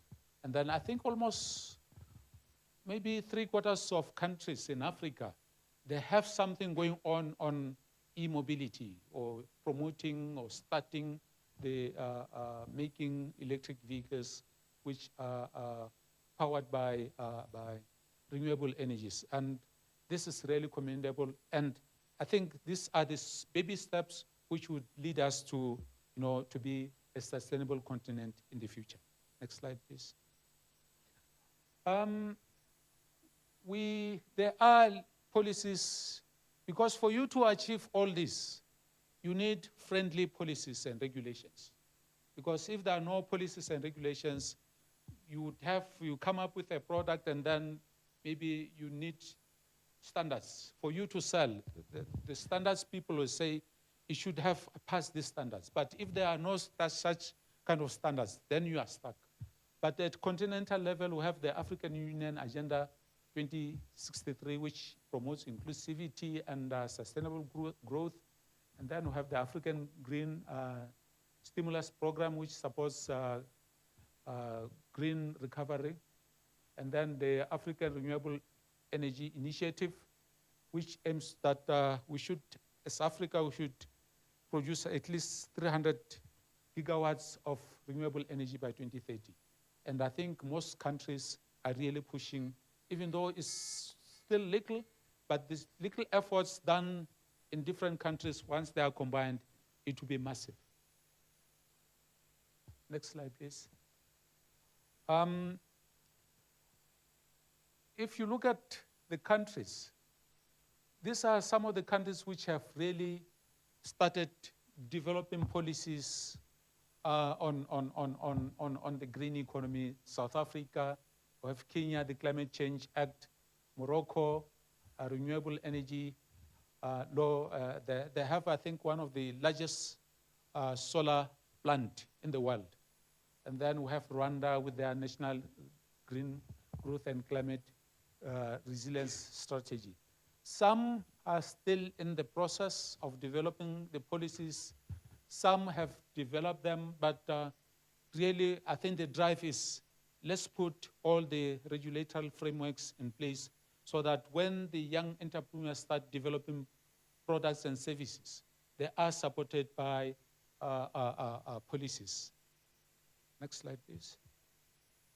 At international level, we have the Paris Agreement. It's always quoted a lot. Many of the African countries have committed to reducing carbon footprint. In fact, they are signatories of the Paris Agreement that they need to have reduced their carbon footprint by 2050. I think the target is 2050. And then we have the African Development Bank, its Green Bond Program.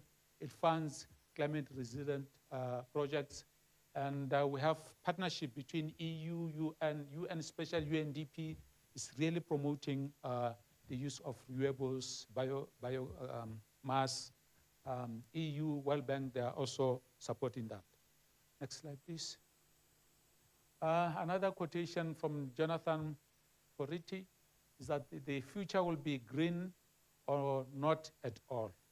The choice is yours to build an economy that works in harmony with nature.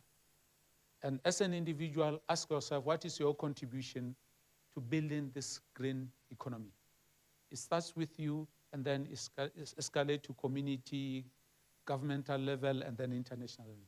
Because it can, if it is top down, there's no ownership. But if it is bottom up, whatever decision you take, you always think of the environment. Next slide, please.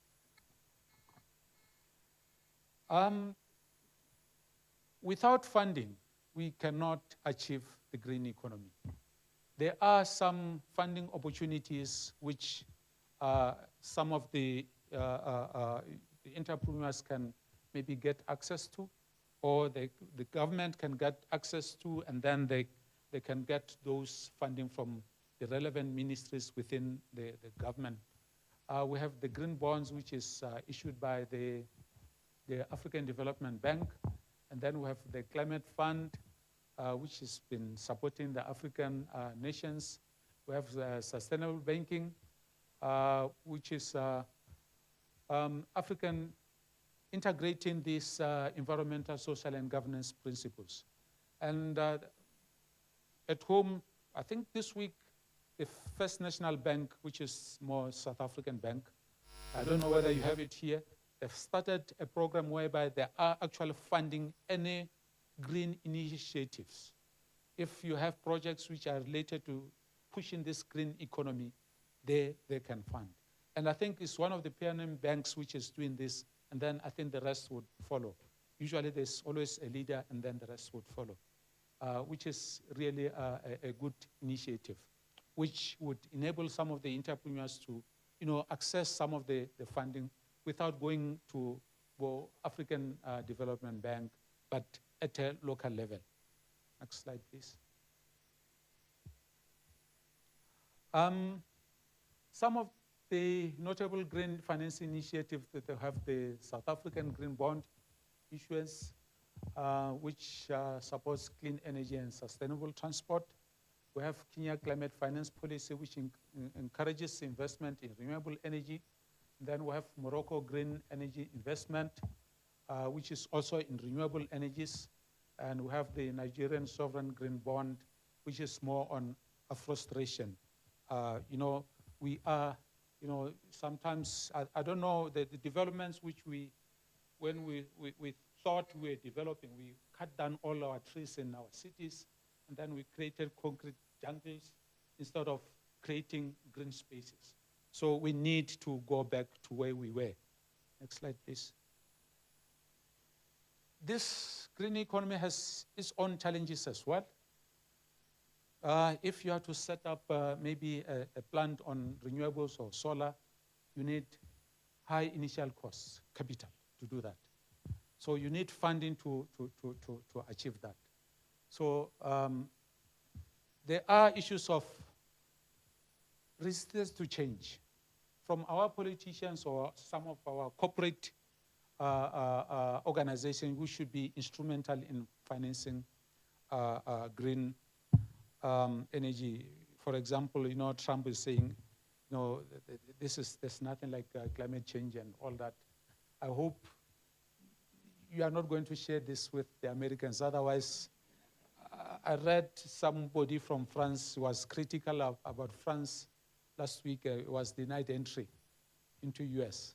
So I hope I'm not going to be denied entry into US. So there are those challenges where some politicians don't believe in this. I've talked about issues of policy and regulations that we need to enact regulations which support the green agenda. Insufficient funding. As you have seen, fundings are there and there. If maybe you want to buy a car, you go into any bank, they'll support you. But if you start saying, I'm making a green project, they'll start asking you, what is this green thing? Is this going to sell? You'll be asked so many questions. But if you want to buy a car, they will just want maybe your advice slip or the source of your funding, and then you'll be given a loan to buy that car. There are issues of, technology is still, especially in Africa, there's limitation of technology if you are to achieve efficiency or integrate 4R in technologies in maybe smart agriculture. And then, but all these challenges, if we cultivate awareness and promote collaboration with all these different stakeholders, from an individual level to government level, we can overcome these challenges. Next slide, please. The future is green. And if we can embrace this green economy, we are going to be developing smart cities. Green smart cities. Sustainable urban planning would kick in. And this is something which we need to be striving for the next generation, not for us. We have done damage enough on the environment. Let's think of our children, the children of our children. What kind of environment are they going to inherit from us? So we need to move into that space. Green hydrogen, they say hydrogen is the next big thing, which is going to be replacing all this fossil fuel. And last night I was reading an article. It's a town in Japan where I don't know how they are doing it. They have turned cow dung into hydrogen. So these are the kind of projects which we need to be promoting. That this waste, this dung which we have been throwing out, let's turn it into something of value. Let's turn it into money. We need to promote the circular economy expansion, where we don't promote the throwaway culture, but we reuse, recycle, upcycle products for a very long time within the economy. And then let's promote nature-based solution. This is the talk which I was having in Joburg about 2 weeks ago. Because nature has solutions to most of our problems. Let's learn from nature. And we would be promoting the green economy. Next slide. This slide really is call for action. What role can you play as an individual?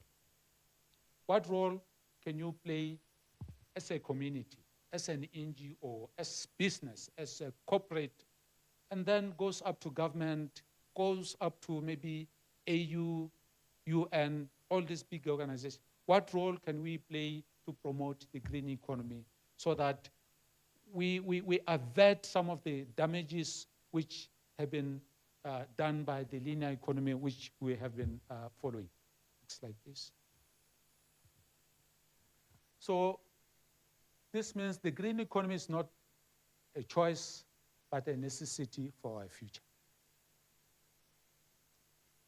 I'm not compelling you to agree with me on that one, but really, as we have been experiencing some of these catastrophes which we are experiencing, it's a necessity to move towards the green economy. The entrepreneurs which you are going to be incubating, I think they are going to undergo some of these modules, which would help them, capacitate them to, to come up with solid, robust businesses. And these are some of the modules which they are going to be going through. I think it's an online, which should be powered by UNICEF. And your role really will be much more easier because if they have a bit of knowledge on maybe green business models and plans, it will help you that they would come with those business plans which are green, and then your role will be just touch up. Have you thought of this? Have you considered that? And then they will just more or less enhance that. Next slide, please. Now, in each of those modules, there will be a learning objective of those modules, what will be achieved at the end of that module. There will be the technical content of what will be or concepts of that module. And then there'll be case studies of each of those modules, live case studies. I think most of them are African-based because we're in Africa. And then there'll be extra reading materials. Apart from the lesson notes, there'll be module notes, there'll be PowerPoint presentations. And then apart from those, there'll be extra reading materials where they can go and watch videos, they can go to websites, they can go and read more, some journal articles, magazines, and other. And then, again, there will be multiple choice, a pre-test. Before they start the module, they will have to write this pre-test to gauge how much understanding do they have on this topic, on maybe green financing or gender and inclusivity. And then from the test, I think UNICEF will be in a position set, but their understanding is a bit low, which means we need to put more emphasis on this topic. And then if the scores are high, they'll say, then this means there's a good understanding on this topic. And then at the end of the module, when they've completed it, they'll write this multiple choice post-test to gauge how much have they gained from undertaking that module. And then some of the modules, they would have projects where maybe they can collaborate, and maybe it's a project on waste management. They can collaborate and say, how can we start a campaign on waste management and all that? And this might end up, where entrepreneur from Mombasa collaborates with somebody from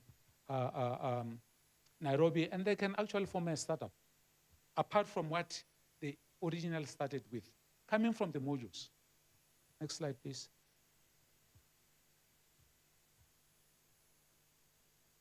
Now, what we need to be striving for now is that it should be profit with a purpose. The kind of business which we are going to create should be for profit with a purpose, that is building businesses that heal the planet.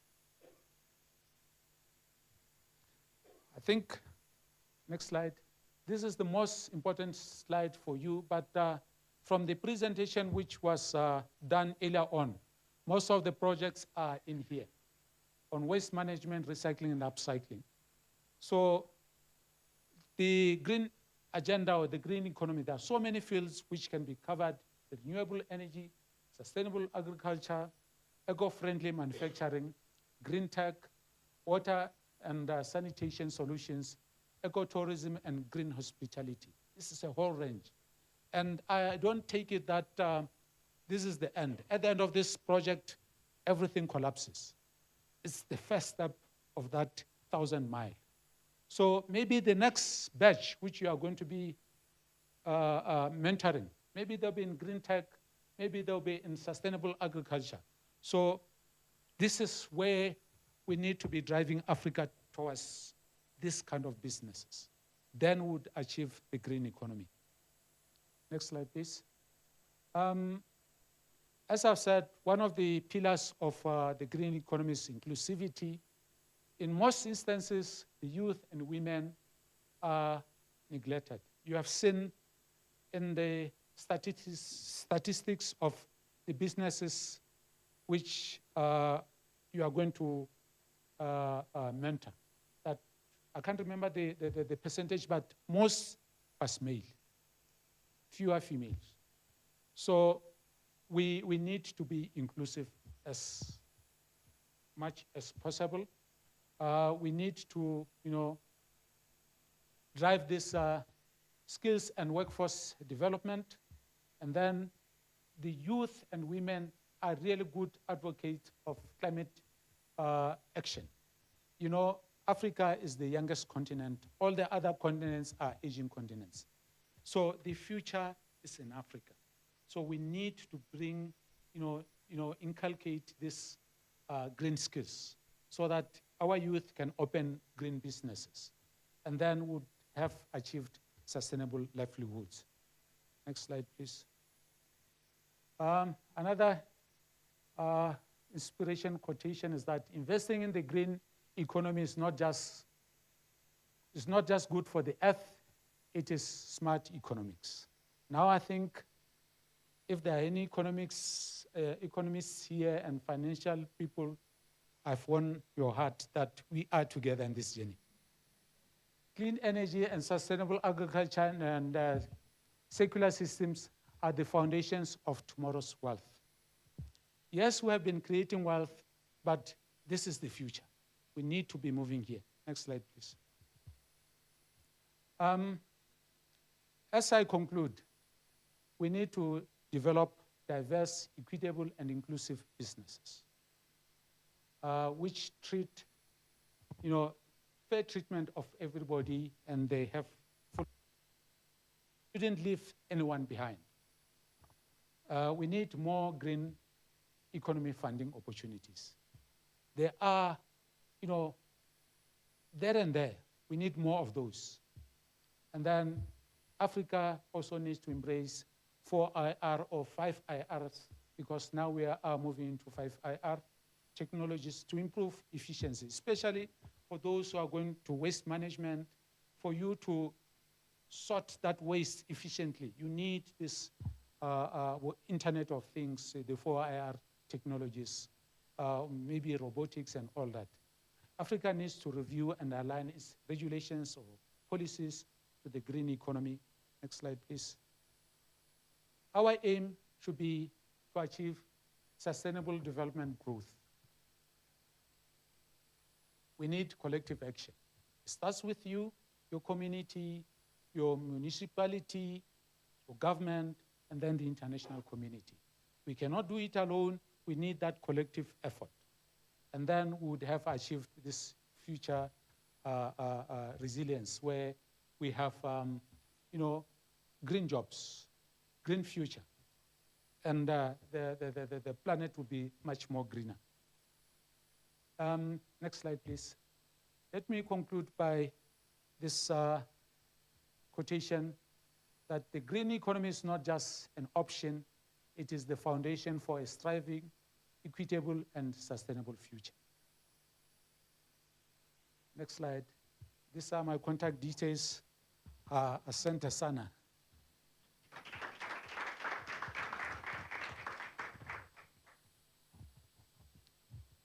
I don't know whether we're doing well with time, whether there will be time for questions. Yes. Yes, sir. Just quickly opening the floor to take a few questions if we have any. Okay.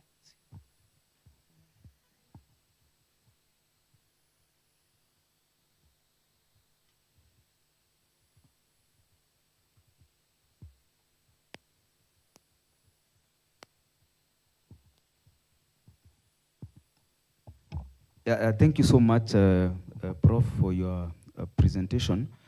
My name is Dr. Peter Kimuru, and I've had an opportunity of working with refugees at Kakuma. Kakuma is one of the remotest parts of Kenya, and what we are doing actually is similar to what is happening here, but at Kakuma we never had the funding. And one thing that comes across many, especially young entrepreneurs, is the question of resources. What gets into their minds is the monetary perspective of it. But these young people from Kakuma were able to come up with a project of their own to solve the issue of food in the camp. And the project was called Fishing in the Desert. You can imagine a place without water. These young people were able actually to come together in a group, use the little resources that were available, and after, actually now they were able to start the fishing project and some other agricultural projects. Before other stakeholders came on board, something was actually happening. And that shows you the power of people who are conscientized, or maybe young people who are really motivated. I mean, something that they are really, something that actually they are called to, to do for them to actually be able to bring in meaningful change. That's actually the insight that I really wanted to share. The aspect of the social bit of it, the social entrepreneurship bit of it, whereby now, as you've explained, we are not just looking at the monetary perspective of profit, but we are looking at the impact. And I mean, looking that way, that particular insight, I believe we can actually be able to, I mean, open up their eyes to possibilities. It's not just a monetary perspective, but what they are really passionate about in terms of the kind of change that they want to look at in terms of Africa and the whole aspect of the environment. Thank you, Prof. Thank you. Just to add on what you are saying, I don't know what is the situation in Kenya. For me, at home, if I can go to the government that I can do this and this and that, they will listen to me, and then after that, say it's one of those dreamers.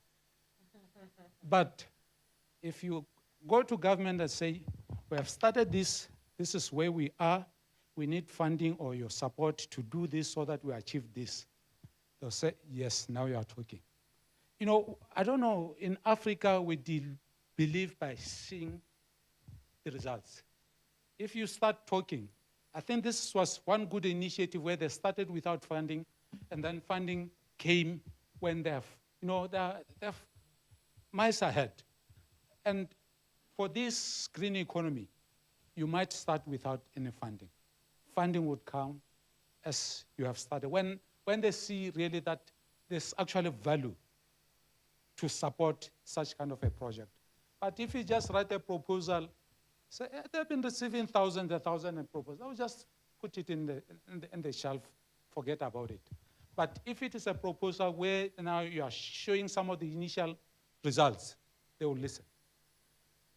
It's a difficult step to take, a hard one to take, but somebody needs to take it. And unfortunately, you are one of the pioneers to take it. Thank you.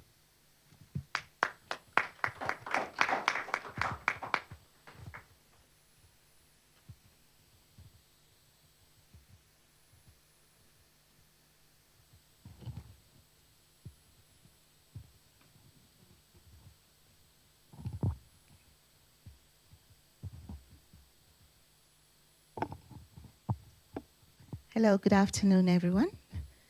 Yeah, my name is Catherine Awar from UBA Bank. And now I'm speaking as from the financial side. And I'm happy to say that when we look at Kenya, let me speak to Kenya and the financial landscape as it is. Yes, primarily before it was more about the figures, but now it has changed to impact and how this has even translated for us as financials within the market. Every quarter, we have an obligation to report to the Central Bank of Kenya on our sustainable financing actions in the market. Because, you know, the regulator actually has an act within the banking provisions that must be abided by. So for us, as we sit inside this room, we are glad to say that it is going to be a transformative activity for the bank, because then we have green entrepreneurs who we must show impact to. Beyond the funding, what more are we going to do as a bank? How more are we going to support them? And we've seen other DFIs that are really speaking to we as banks. They have financing for climate action, like for example, IFC. But they cannot fund the entrepreneurs directly. It must go through a bank.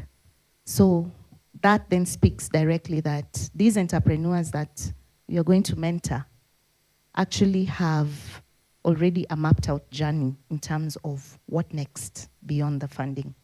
So for us, we say it's a win. Thank you.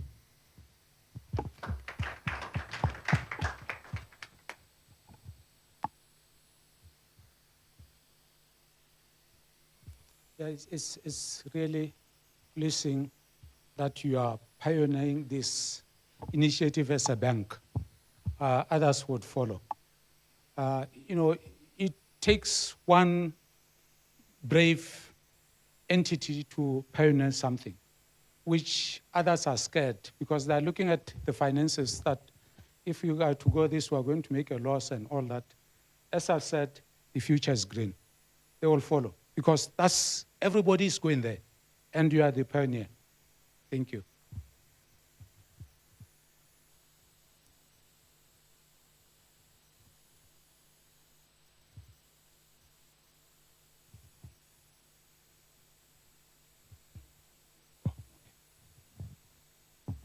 Thank you so much, Professor. Just to also say, we're keeping in time.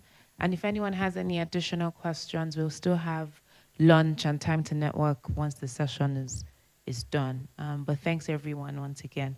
So I'd now like to invite Tobin Tumnu, my colleague from the foundation, who will take us through the mentorship onboarding session and an introduction. Thank you.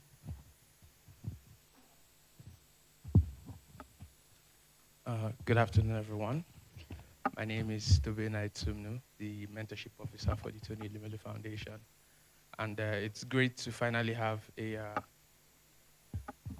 it's great to finally have a session where we get to interact and meet with our mentors.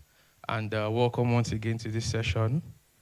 So I'll be taking you on the roles of mentors or what we expect from you as mentors on the BeGreen Africa program.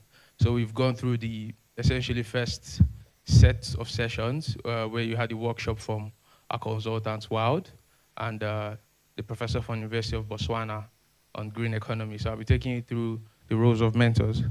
Next slide, please. So essentially, what is mentoring and who is a BeGreen mentor? Mentoring is a very important element of our program. Our mentor guild is composed of business entrepreneurs or individuals who work in the corporate space with level of experience that is expected of people who can then impart on entrepreneurs that we have on programs like the BeGreen program. And a BeGreen mentor, your personal knowledge, your personal expertise, you have access to high network, and these are people you have as your contacts. You can also share with these entrepreneurs. And I think it was Charles who was mentioning while he was here, mentors are expected to give different things to entrepreneurs and devote your time, your network, resources, tools that would enable these entrepreneurs essentially be better individuals and better entrepreneurs. And as a mentor on our program, you're expected to give at least 2 hours per month to each of your mentees.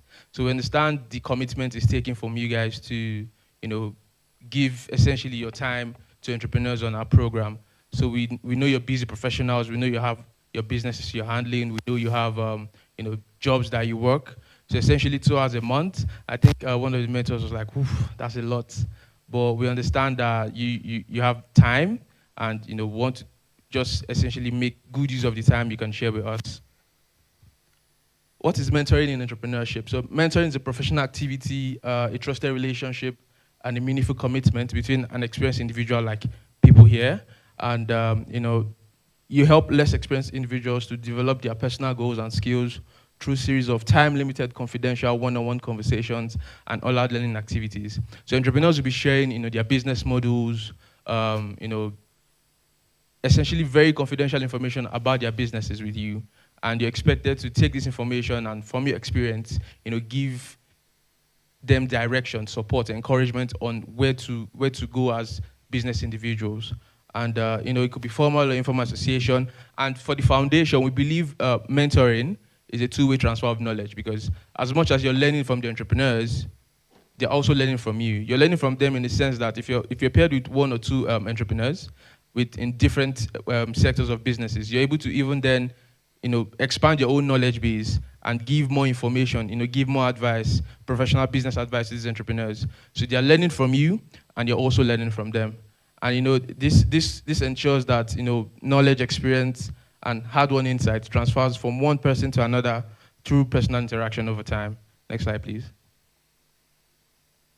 So the BeGreen Mentor Code, this is essentially the code of ethics that all mentors in this room will be held accountable to. There's ethical standards, conflict of interest, confidentiality, use of information, and your relationship with the beneficiaries of the program, your duty to report, and responsiveness. So mentors shall always deal in an honest, fair, and trustworthy manner with mentees. You shall not discriminate against any mentee due to sex, religion, age, race, or nationality. And you have a duty to always report to the foundation. There's also information confidentiality and conflict of interest, because entrepreneurs will be sharing very confidential information about their businesses. We don't expect mentors to then take this information for their own personal use. You're expected to give back to entrepreneurs, basically. You're expected to use this information and, using your knowledge, refine the information they've given to you and pass on, experienced knowledge to them. And you're expected to keep all of this very, very confidential and always on the program. You shall not have any form of relationship that infringes on the integrity of the BeGreen program. You're not expected to request for money from entrepreneurs. You're not expected to ask for favors from entrepreneurs. Essentially, this is just you devoting your time, expertise, and your knowledge to entrepreneurs on the program. You also have a duty to report to the foundation. So periodically, I think at the end of every month, you receive a survey. This is a way of getting feedback from you on how the program is going. So we expect that you always give us feedback, because it's with your feedback that we use to refine the program so that it is beneficial to all. You also have a duty to respond to our surveys as well as entrepreneurs, because entrepreneurs would be, sometimes they can be overbearing, but we expect that, once you've established that form of communication with them, you're able to then give back, and they will give you feedback on their mentoring style, because once you're paired with 2-3 different entrepreneurs, different entrepreneurs require different types of communication and mentoring style. So based on your personal relationship with them, you're also able to respond to any queries that they might have. Next slide. This is final part. Qualities of a good mentor. So listening actively. During the course of the mentorship program, this will run for 6 months. You're expected to listen to entrepreneurs. Essentially, you're able to build trust because you're able to listen to what they have to say and give them the time to share information with you, because these entrepreneurs might be skeptical about the level of information they share with you. When you've established like a connection with them and they're able to trust you, and they give more information about their businesses. Some people might give you some very personal information about their own lives. I know mentorship cuts across different phases. It goes past just being entrepreneurs and in business. Some of you might develop very important contacts with these entrepreneurs over time, especially in Kenya, and you don't know where you might need them. So it's essential that you show interest in what they're saying and reflect back important aspects of what they've said to you to show that you've understood. In terms of body language, making eye contact, because some of you might be paired with entrepreneurs that are in similar regions or similar locations to you. And the foundation does not limit, the type of communication you want to have with them. You might choose to have a personal interaction where you meet up physically somewhere and you're able to communicate. But if you're like too far away from entrepreneurs paired with you, you can have it over Zoom, team meetings, WhatsApp video call, or just essentially a virtual platform. So you always ensure that, even when you're speaking over the phone, you limit background noise and interruptions so that they understand that you're listening to them and you're there for them. Finally, when utilizing email, it is essential that you use, a quick response style, at least 24 hours to respond to their queries, because it's very important that they're getting full information, like I've said. Next slide, please. So building trust. Trust is built over time, and you will increase your trust by keeping conversations and other communications with your protege confidential, honoring your scheduled meetings and calls, and consistently showing interest and support, and by being honest with your protege. So once you've listened to them, you've built trust, it's just seamless sharing information with you, and the communication style is just very, very much easier. Next slide, please. This is also a very important aspect of the program. So as mentors, over the duration of the next 6 months for the mentoring program, you're expected to set goals that they will achieve over the next 6 months. So the different entrepreneurs are in different phases. Some are the consultant from Wild mentioned, there's the idea and there's the growth. So different entrepreneurs require different levels of support. So it's essential that you determine your goals with them based on the level of business they are. You assist them with finding resources such as people and network books, articles, tools, and web-based information. You can impart knowledge and skills by explaining, giving examples and demonstrating processes, and asking thought-provoking questions, because sometimes you don't want to give them all the answers. You want to ensure that they are also thinking by themselves as entrepreneurs. You won't be there for all the course of the entrepreneurial journey. So they should be able to take the bull by the horn and use the initiative to think, to solve problems. You should also help them gain broader perspectives of their responsibilities and organizations and discuss actions that you've taken in your career and explaining your rationale. So using your career as a business professional to make a case for what they should do and why they should do it. And it's essential that you keep them accountable and honor periodic reviews, because once you're meeting with them, you're not just meeting to hear about their business. You're also meeting to ask for updates on the goals you've set for them. You're also asking for at what stage have you gotten to with the goals we've set? Do you need help in this or that, and how can I come in? So it's very essential in terms of listening actively, building trust, and determining goals for them over the next 6 months. Next slide, please. This is very crucial for mentors because we've seen cases where entrepreneurs can be downcast, and so it is the duty of mentors to always encourage and inspire your entrepreneurs.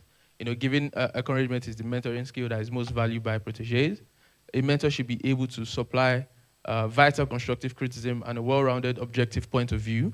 There are many ways to encourage your protege, and these are some of the ways you can do that. Commenting favorably on their accomplishments, communicating your belief in their capacity to grow and reach their goals.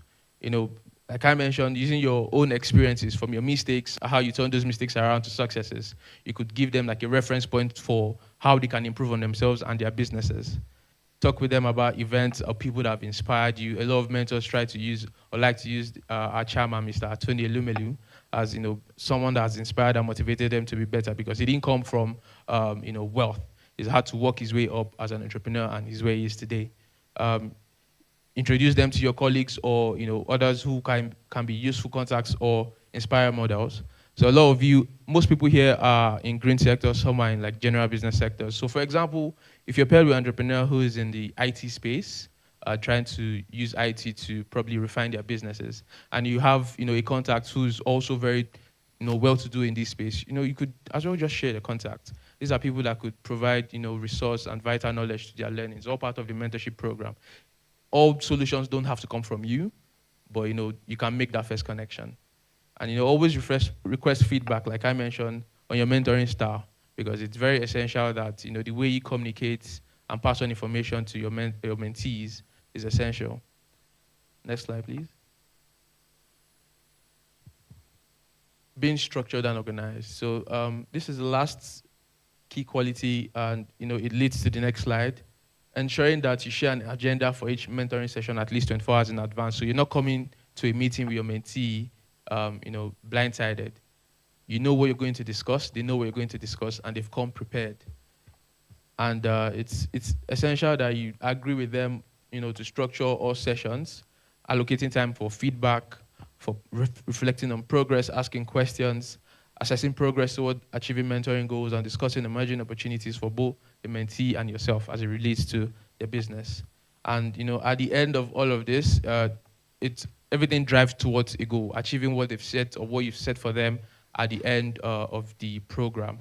And the mentoring is in 4 developmental stages, and it's building a relationship, exchanging information, and setting goals, working towards those goals, and ending the formal relationship. Next slide, please. So building the relationship with your mentee has to do with learning about their business and themselves, their mindset, finding out what they want to accomplish from their connection with you. And from that first set of meetings, you're able to gauge their developmental needs in terms of what kind of support you can give to them or what kind of support that they require from you.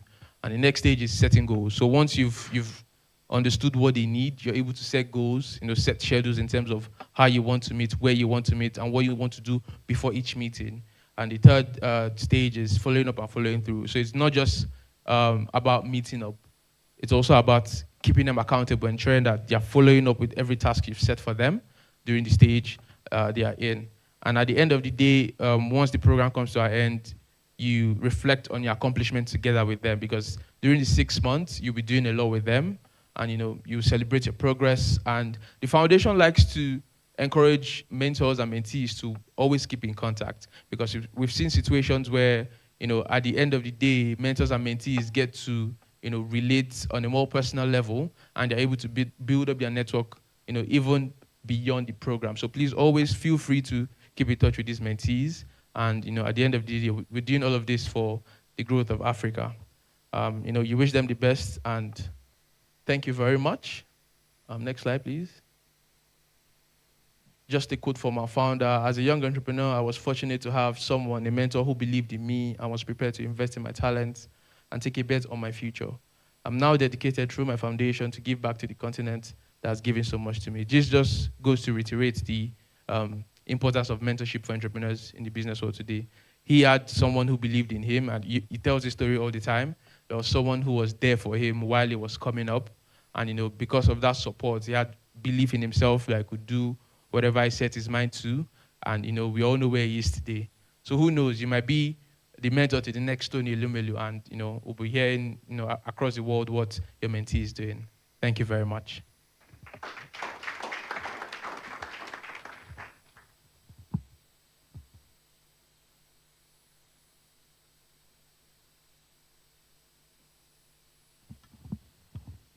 Thank you, Tobe. So I'd quickly like to call on Eric Yamworo from the STEM Impact Center to deliver his remarks.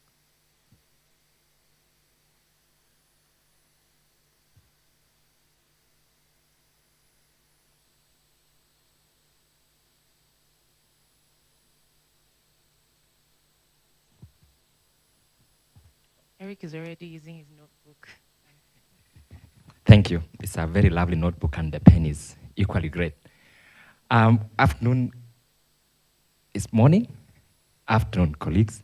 My name is Anyamaro Eric, and I work with an organization called STEM Impact Center, Kenya.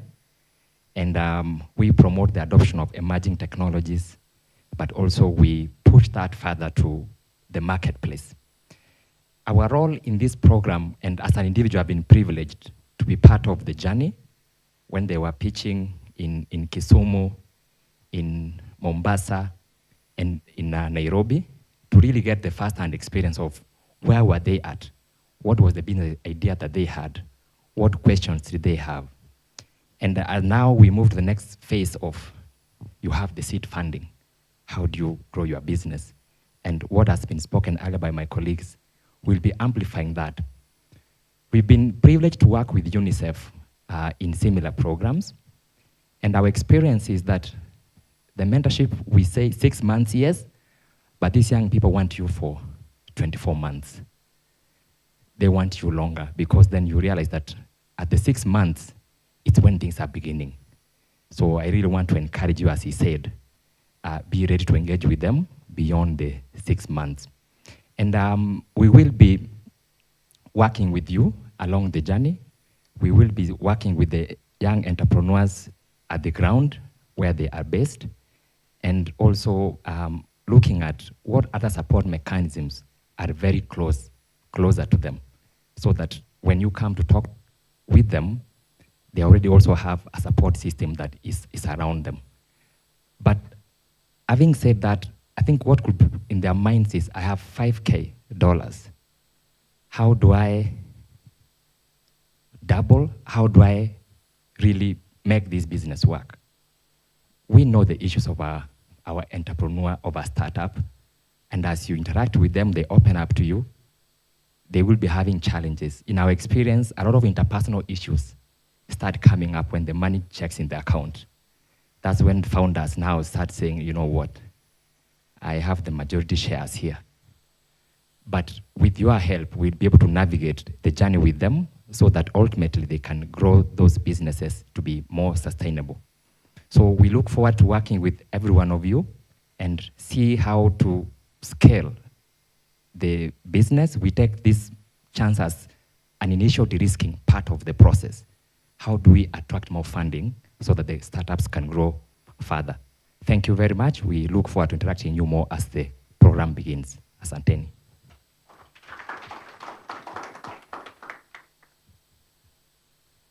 Should I take a question?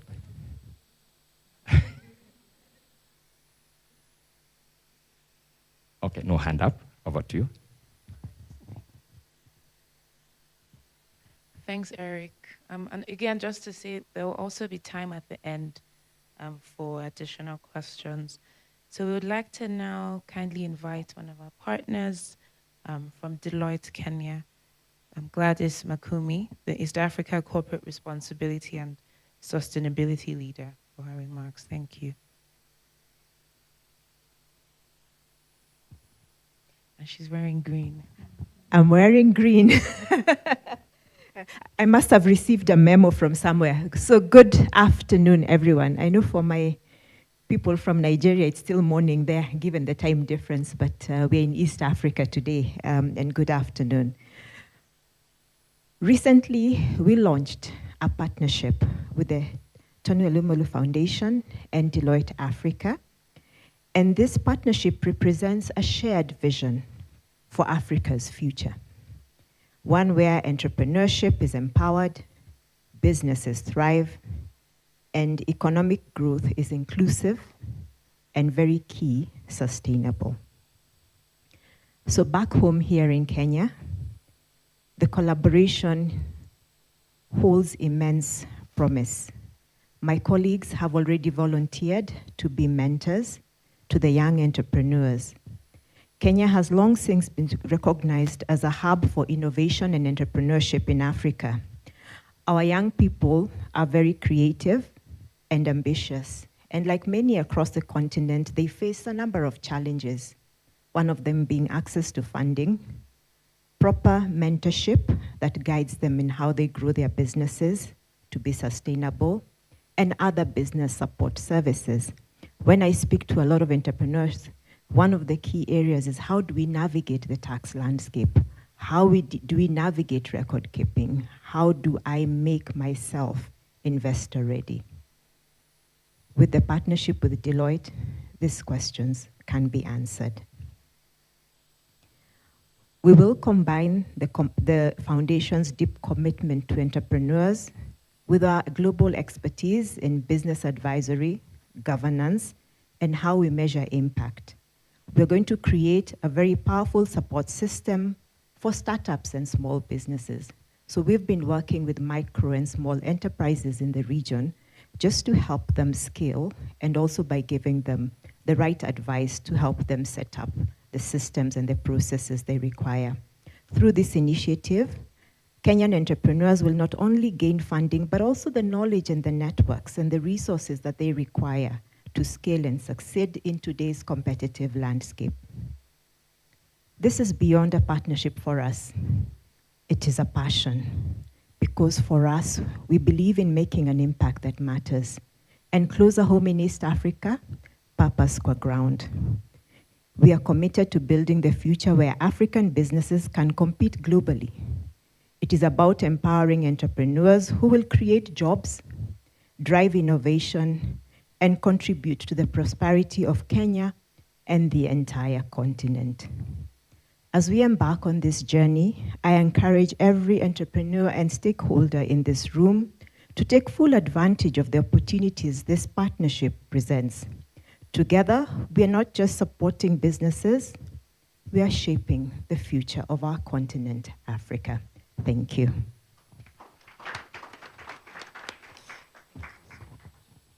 Thank you so much, Gladys, and we're really excited to be working with Deloitte.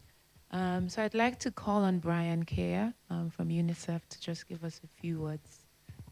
Sorry, he's coming all the way from the back.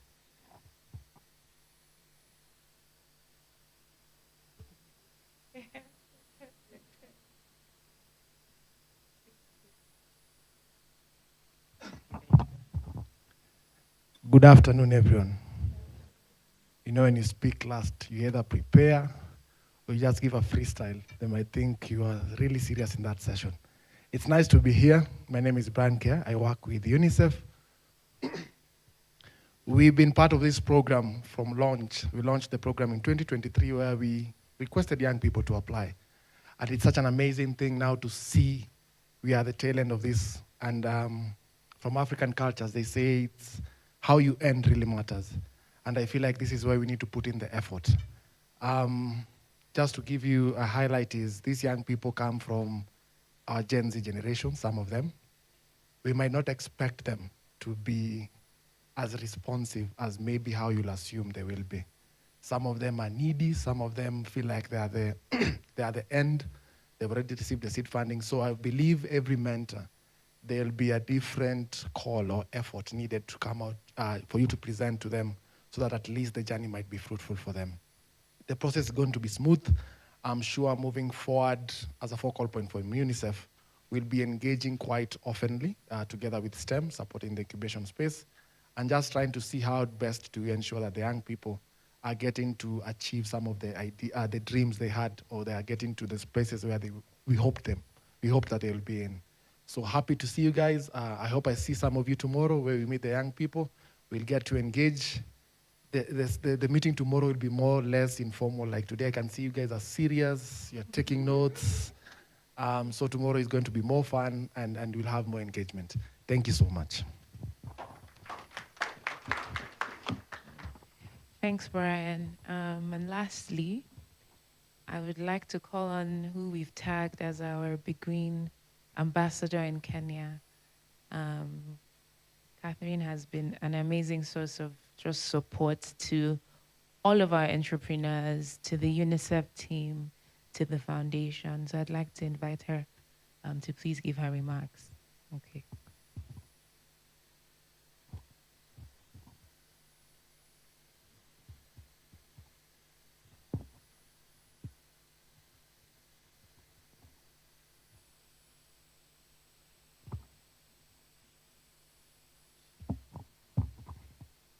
Hello, good afternoon, everyone. Yeah, my name is Catherine Awar. I'm the head of marketing and corporate communication at UBA Bank, Kenya Limited. UBA is a Pan-African bank holding a shared vision with the Tony Elumelu Foundation to empower entrepreneurs across Africa. So in Kenya, we've been here for the last 15 years. And as I was engaging some of you inside the room, clearly they were like, really? So I think we need to do more. But for me, this is quite an inspiring journey. When we started the call for entrepreneurs, we went out and it was about Kenyans, putting Kenya's name out there. And I'm happy that it came to be. We've been walking the journey with these entrepreneurs from the start to the pitching. Some of them still call us. I want to do this, I want to do that. And it's great and amazing that the journey has reached this far. And I'm happy to have been collaborating with the foundation team, with UNICEF, and all other partners. For us, as someone has said, the journey has just begun. We know these entrepreneurs really have great vision and dreams ahead. And it calls upon all of us here as a key people who they're looking up to enable them grow and to realize and achieve these dreams that they really have put ahead of us. So I really want to thank each and every one of you for being here, for accepting to walk that journey with these young entrepreneurs. For us, we know the journey is just beginning. The future and the growth and impact of these entrepreneurs really will speak, say, in 10 years to come. If we are asked, where are they? Do we have a story that we can tell about these entrepreneurs? So this is going to be a challenge for all of us here as the key stakeholders who these entrepreneurs are looking up to. So I want to really thank each and every one of you for being the green ambassadors that you are. I think for me, I've embraced it. I may not have been in green, but my heart is green. That's it. Yeah, but thank you so much. For us, we are looking forward to walk the journey with these entrepreneurs beyond the funding. Where do we want to see them? What impact will they create in this economy? And on behalf of our MD, Miss Mary Mulili, she'll be here tomorrow to just witness the journey that the bank has walked through with all the stakeholders in the BeGreen program. And we are proud to be a partner of this program and to be that front runner that scales the green conversation beyond just the papers and the buzz, but to actually put it into real life experiences that can be seen and can be tangible. And also just to let you know that as entrepreneurs, where we sit, we are told sustainability is key. It's not going to be a buzzword anymore. It is essential for any business. And this is going to be a testament. Even as you work with these entrepreneurs, the conversation around sustainability will keep coming up. And so it's upon us to help them understand why and what they're doing and how it impacts the societies that we are all operating in. But above all, thank you very much. Let's all be those ambassadors that have been called to do what we are doing. I look forward to interact with you. Our doors are open for you to understand what it is we are doing with the Tony Elumelu Foundation alumni in the country. We currently have 782 who we are walking the journey with, and we want to walk with more. Every time they are announced, on Saturday when they were announced and 235 was announced for Kenya, I shed tears. Because for me, I saw the work that we've been doing is coming to life. So I want you to walk that journey with me. Thank you very much.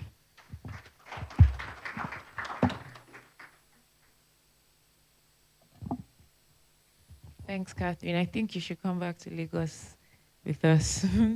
But thanks, everyone. I think we're now at the Q&A session. So at this point, if you have any questions from all of the sessions that we've had today, especially starting with Tobina's mentorship onboarding session, because I think we didn't take any questions then. The floor is open now. If we have questions around mentor expectations, what is demanded of the mentors, and all of that stuff, I think we'll start with there and then work our way backwards to other questions. So if there are any questions around that, we're happy to take them. Okay, I've seen one hand, two, okay, three.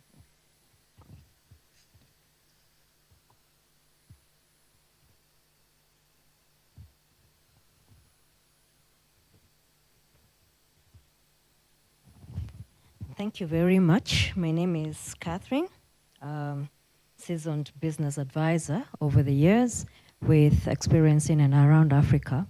If the gentleman from Wild would be here, he'd be asking me what is my value proposition, so I'm glad he's not here. He is. Oh, he's not asking, so. Good. The question that I have is about the framework. We are looking, is there a viability checklist? When you started, the director of operations was talking about there's a preparedness that has been done.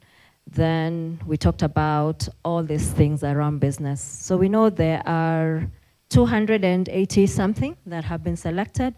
And then maybe there's an award. So I would like to see clarity how that has happened so that we know where these mentees are. And then if there's a viability checklist, because there's a question around looking at if that business is viable. I'm sure they've been given grants. If that's the state, then they've already checked a certain viability. But are we looking at, is there value proposition, value creation, value capture? That has already been done, but then how are we actually addressing this mentorship journey with these people? So is there a framework so that we can be able to tell them, yeah, we can move from here to here, or where do we go? And if they are, then what tools are available to us as mentors going forward so that we can actually assist them? And finally, there was a question around duration. Is there a timeline for that as well? Thank you. Thank you very much. So just, I think speaking to what Dr. Karinia said,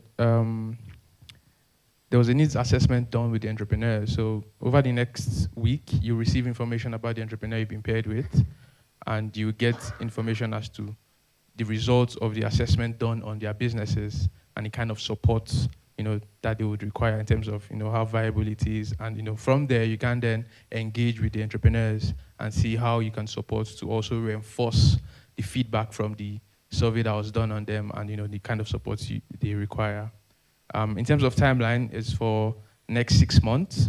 So from the moment you receive information about the entrepreneur you've been paired with for the next 6 months, what we then do is we follow back monthly in terms of feedback. Have you been able to connect with this entrepreneur? Have you been able to set goals? I mentioned setting goals with them for the duration of the program. Are they meeting those goals?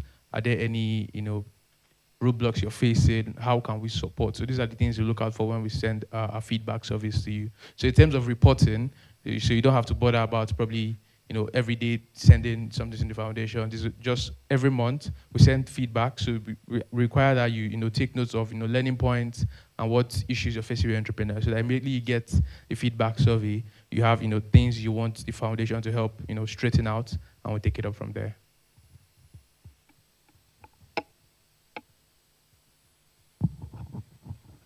Thank you. Just my name is Joseph Kinama. Just maybe a clarification from what you have explained. Maybe when I came here, I thought the onboarding is something like system. Is there a platform where we'll be giving the feedback or the progress? Are there a platform where we'll be feeding out the data? We do that monthly. So we send you a feedback survey every month via email. So from there, you can then give us information that we need. So it's set to some set of questions that you'd answer. This set of questions then feedback into how we are implementing the mentorship program.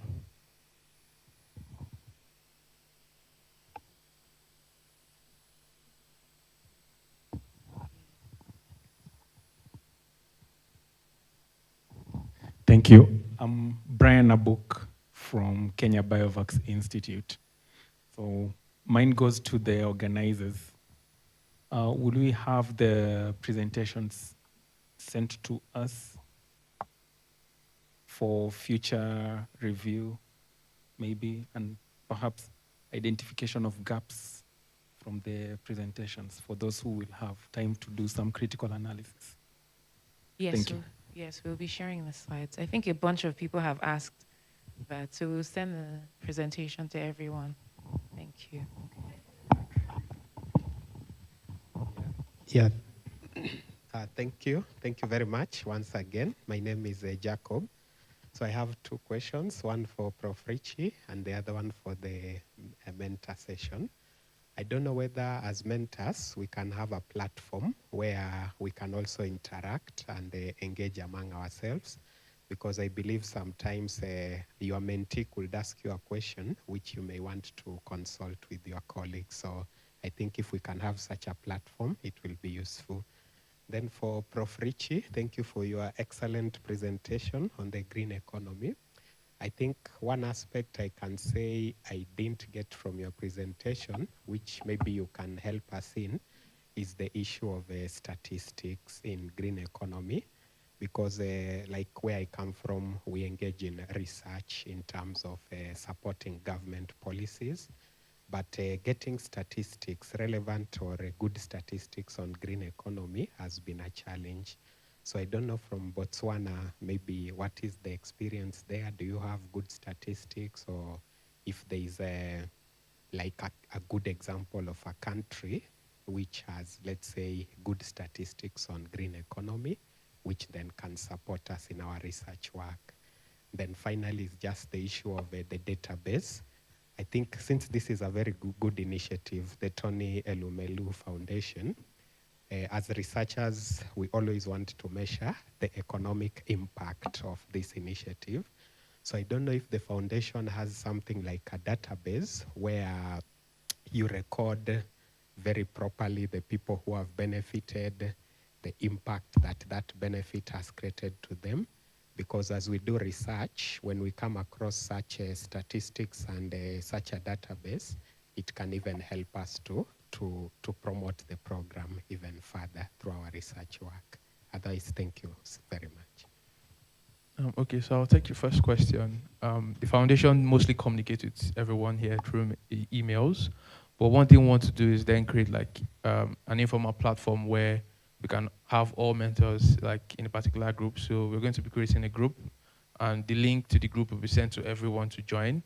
So that way, mentors can then internally have communications among themselves and also have direct contact to the foundation. So like a representative from the foundation will be on the group, giving information as well as updates, as well as allowing mentors to also communicate within themselves in that group. So once you get the email that will be going out to all mentors will be very comprehensive in terms of information you might need to assist you with the entrepreneur, the needs of the entrepreneur, as well as the group where you'll be joining with other mentors and any other thing. I think I'll just give the professor to answer the question. Thank you for the question. Africa, we are good storytellers, but very bad at documenting them. So it's difficult to get statistics on green economy, except a few in South Africa. Otherwise, you are not going to get any. It would be just stories there and there, but comprehensive statistics. We are not documenting what we are doing. The good that we are doing, I think as part of this project, please let's document, and this would contribute to the statistics which the researchers need in the future. Thank you. Okay, thank you so much for your question. And just to add an additional context on that. So yes, the foundation does collect data and has a very robust monitoring and evaluation framework as well that we're using to test the theory of change of the entrepreneurship program. So more specifically, though, for the BeGreen Africa program, we're doing the same thing where we're capturing the learnings, from this pilot, and part of the outcomes or part of the products that will come out of this really will be a learning guide, all right, or a learning book. So we're definitely, very much interested in collecting the data on what we're seeing, what the challenges have been, what the entrepreneurs are facing, because again, like you said, that is information that we can use to design interventions in the future. So we're working very closely with our colleagues in UNICEF to ensure that we're capturing all of these learnings. And once we fully kick off with a lot of our monitoring and evaluation activities, you will also probably be pulled in as well to collect some information on your experiences. Thank you. Okay. Yeah, thank you so much. My name is George Sum. As we are in the agricultural space and we do agricultural exhibitions, we've done our exhibition, our first one in 2023, and we'll be doing the second one in October 2025, which is the Africa International Agricultural Exhibition. We have partnered with one of the biggest Chinese exhibition companies in Hunan, and they'll be bringing on board various Chinese technologies to Kenya, and also trying to link our Kenyan farmers and all the agricultural value chain to market in China. So I'll take this opportunity to welcome you. I hope to see you guys there. And we'll also discuss with the stakeholders of TEF and BeGreen to see how we could also bring these entrepreneurs to attend that expo so that they can also get exposure and capacity building, and also network with various people who will be there. So I have some few questions. One is, first, will we have, as mentors, an opportunity to meet these entrepreneurs who are selected in the BeGreen initiative? I mean, will we get an opportunity as mentors, all of us, meeting these various entrepreneurs, or we'll just be meeting the ones who will be selected to mentor, and that will be the end? Two, supposing I'm a mentor and I'm mentoring this entrepreneur, and I get interested with the product or service they have, if I decide to be a partner and get some shares in that business, am I allowed? Three, I've heard some few speakers talking about tomorrow. So I also want to have clarity. Do we have another program tomorrow? Because I've heard some speakers talking about tomorrow, and it's not clear with us if there is another program for us tomorrow. So thank you so much. Thank you. I think I'll just take probably your first and third question because it's similar. So today's program is strictly for mentors. So it's like an onboarding and workshop session for mentors where you've got to learn about the green economy, mentorship, and the assessment done on entrepreneurs during the program. This is strictly for mentors. However, tomorrow there will be UNICEF colleagues have organized like a selection announcement, a ceremony for entrepreneurs. So those beneficiaries from this program, you just come, get feedback and be able to relate with stakeholders. And we would send an invitation to everyone here if you choose to come. Please feel free and be invited. I think I'll just get more details from our UNICEF colleagues. I don't know if Brian is here and wants to probably say something about the session for tomorrow. It's just for the entrepreneurs as well. So I think for those who want to attend, it would be good to come and be able to see some faces of entrepreneurs you would be paired with. So yeah, Brian?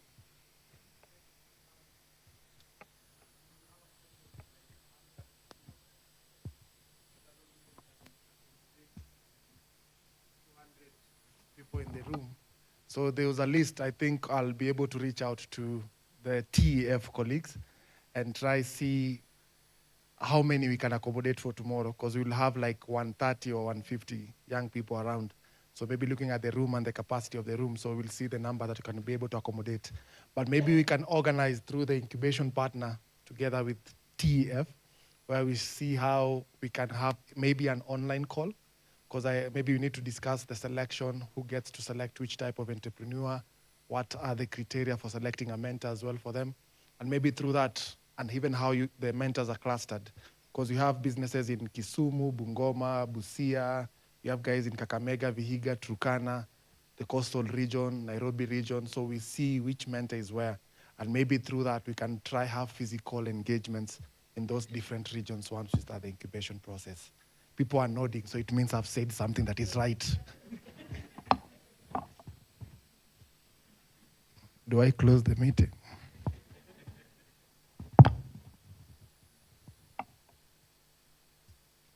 Sorry?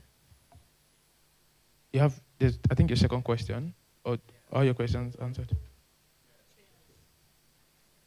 Buying shares in entrepreneurs' business. That's a very tricky one.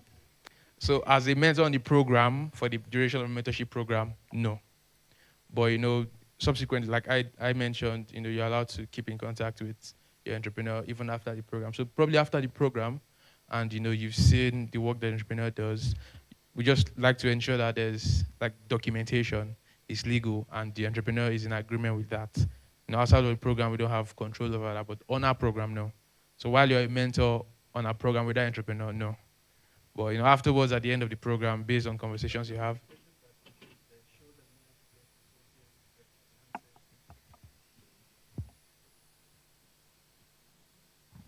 Okay.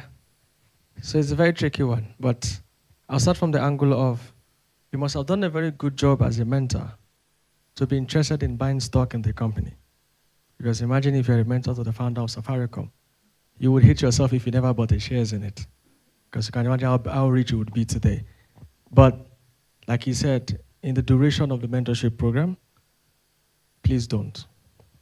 Now, after the program, which is where the fruit of your work is now being seen, you can then engage legally.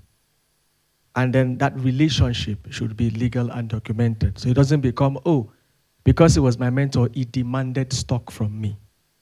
Because, you can come from the angle of, I want to be part of this success story. The entrepreneur can say, he's asking for stock because he mentored me some months ago. And then by that time, it looks like the weaker party, and then it doesn't favor you because nobody wants to hear your side of the story again. It will look as if you're trying to take over his business.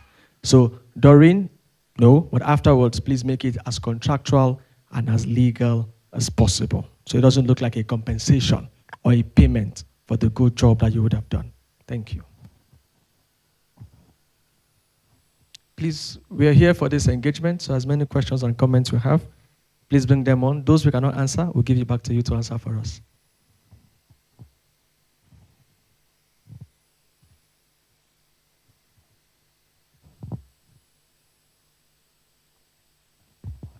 A second question around the networking that she was talking about.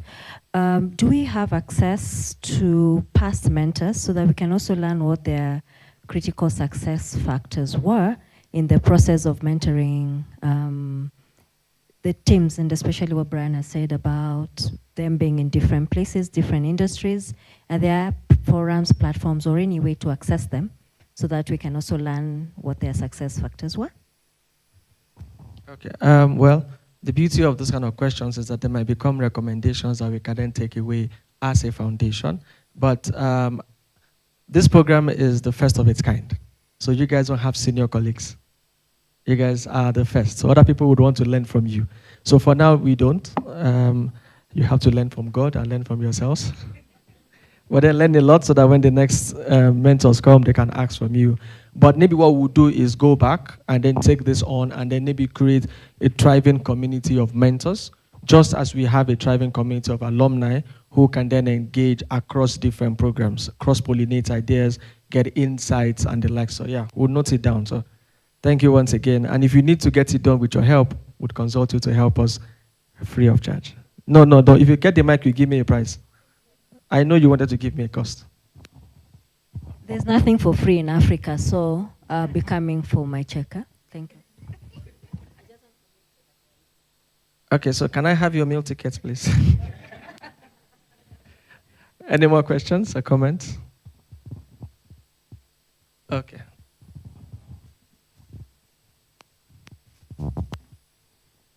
Yeah, thank you. Mine is just a comment.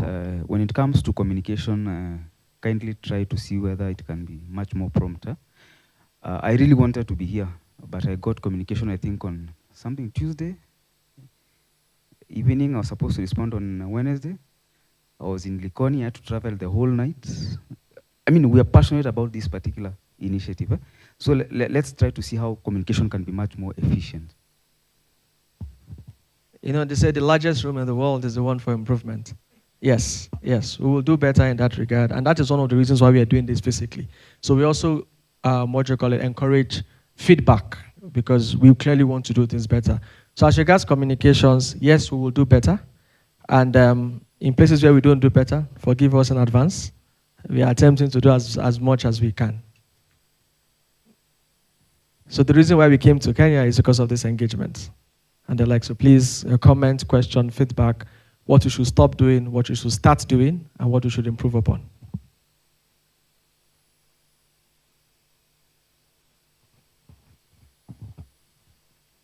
Good afternoon, everyone.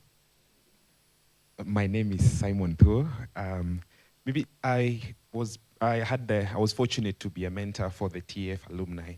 TEF entrepreneurship program last year, but I don't know how this is structured, but some of the things that we were doing last year is the TEF would take lead in, there was actually like a schedule of the things that the mentees were supposed to go through. You know, it's an 8 to 9 months program.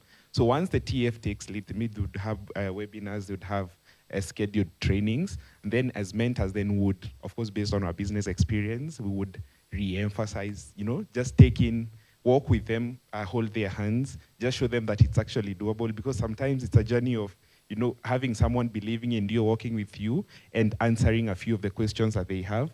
And out of the interaction that we had in the 8 to 9 months, then the program ended up being with the mentees doing their business proposals, and those that were selected were awarded the $5K. So based on the previous experiences, TEF and everyone, I think they're taking lead, and with all the partners, I think our work is just to re-emphasize and then to be the people on the ground to answer the critical questions that sometimes, being very near the mentees than the organization, to just hold on to their hands and actually offer the guidance to them that they are actually doing the right thing. And if they request for support on a specific area based on your experience, then you would give in your input. And eventually it's about creating an impactful society where everyone gets to fully utilize what it is that they actually want to do in a very honest environment. And hopefully everyone benefits in the program, the mentors and then the mentees. Thank you. Yeah, thank you very much. So yes, just to provide a bit more context. So the program that he mentored on was the TEF flagship program, which is run by strictly the foundation and some partners. And now for that program, the mentorship starts as soon as training starts. So as they're going through training, they're going back to the mentors for questions. As they're preparing their business plans, they're going back to the mentors for questions. As they're getting ready for their pitch videos, they're going back to the mentors for questions. So it's basically hand-holding up until they get the funding. But for BeGreen, it's starting at the level of funding. So at this point, we are unleashing them into the entrepreneurial ecosystem, but we are saying, please don't go alone. Let someone hold your hand as you go through. So how they're going to use the funds, how they're going to use it in their businesses will then be based on your guidance. And I was going to highlight the fact that as mentors and also as mentees, you are also ambassadors of the foundation. And there is that, I don't know, the lawyers call it, is it vicarious liability or third-party liability that you carry. Because if anything goes wrong between you and your mentee, the person they will drag is Mr. Tony Elumelu. And then if anything goes wrong with your mentee, the person you will drag is us. Because you will say, I was on my own, you gave me this young man. And the young man will say, I was on my own, you gave me this woman. So it can be very dicey, but we hope that you will handle the relationship with as much professionalism as possible. If you have issues with your mentees, please let us know on time.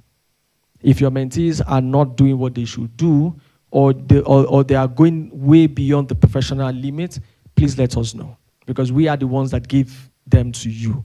We know we don't want situations where the mentee then goes outside and says, hey, so and so mentor from TEF is asking for this, and then you are now replying, the person say, no, I did not ask you for this. And we're like, oh, what party is going on here? We did not agree for this. So please, if there are issues with your mentees, please feel free. Tobina is your point of call. I'm always around. And if mentees also give us feedback regarding you, we'll feel free to reach out to you to say, oh, the mentee says this, the mentee says that. Sometimes you wish you could be emotionally attached and really, you can see the potential of the business. Sometimes you see that if only this guy knows what he's carrying. Sometimes the entrepreneur myself might not be as enthusiastic as you are. Well, sometimes it might even be more enthusiastic than you are. But however it goes, please keep us in the loop because we are the intermediary here and both parties are ambassadors of the foundation. So just to add that to it.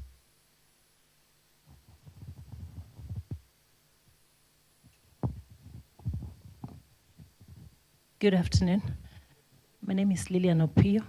I just had to grab the mic. Sometimes they say when the mic is about to go, I just had to grab the mic to say Asante Sana.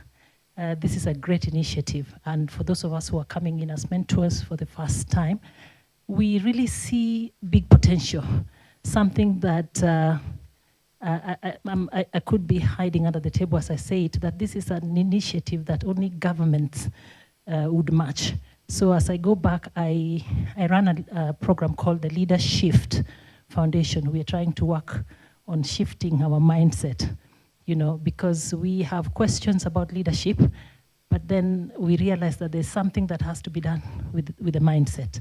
So I'm standing as a mentor to say I'm truly very proud this afternoon to be part of this program and very proud of those who are sitting here to help the young people. We have a crisis of unemployment in Africa, and we have a crisis of unemployment in Kenya. I would be wrong to say that crisis is real.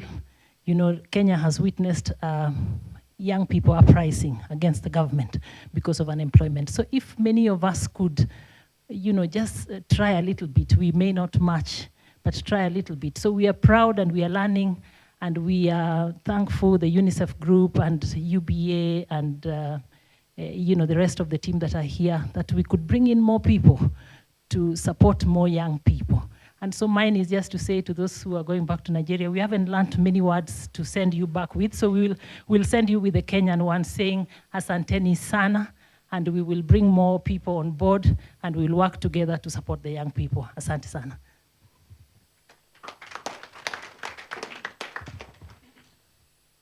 Thank you, Asante Sana. I was going to say Karibu. I remember that Karibu means you're welcome. And they're like, so yes. See, now, thank you is Asante, then Caribou is you're welcome. Exactly. So you see, I'm learning. I hope when I land at Lagos, I don't format my brain and forget everything. And the like. So yes, like she said, we want to have the largest network of mentors. So we hope that you would have a good session with us for this one, and then you can spread the message to other people who are interested.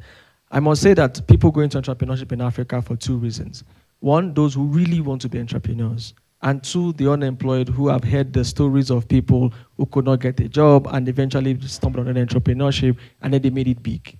Now, for those people, and we expect those two in the BeGreen mentee pool. Now, how they will use that fund and if that fund will change the continent is based on how well you help them.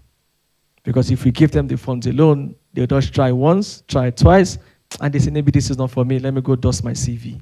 But how well you can hold their hand and say, the journey is not going to be easy, but I'm here to answer your questions. I'm here to provide that guidance. I'm here to ensure that your journey is shorter than the one for most people. We then determine how well that business would grow and how many people it would employ. So like we say, just imagine you're mentoring. What's the biggest private company in Kenya? I keep saying Safaricom because I saw a lot of banners. Yes, so you just imagine you're mentoring, you're taking back years ago to mentor the founder of Safaricom. And then just, it's the Lord's work. You're almost like teachers. And like they say, your reward is in heaven outside of our lunch this afternoon.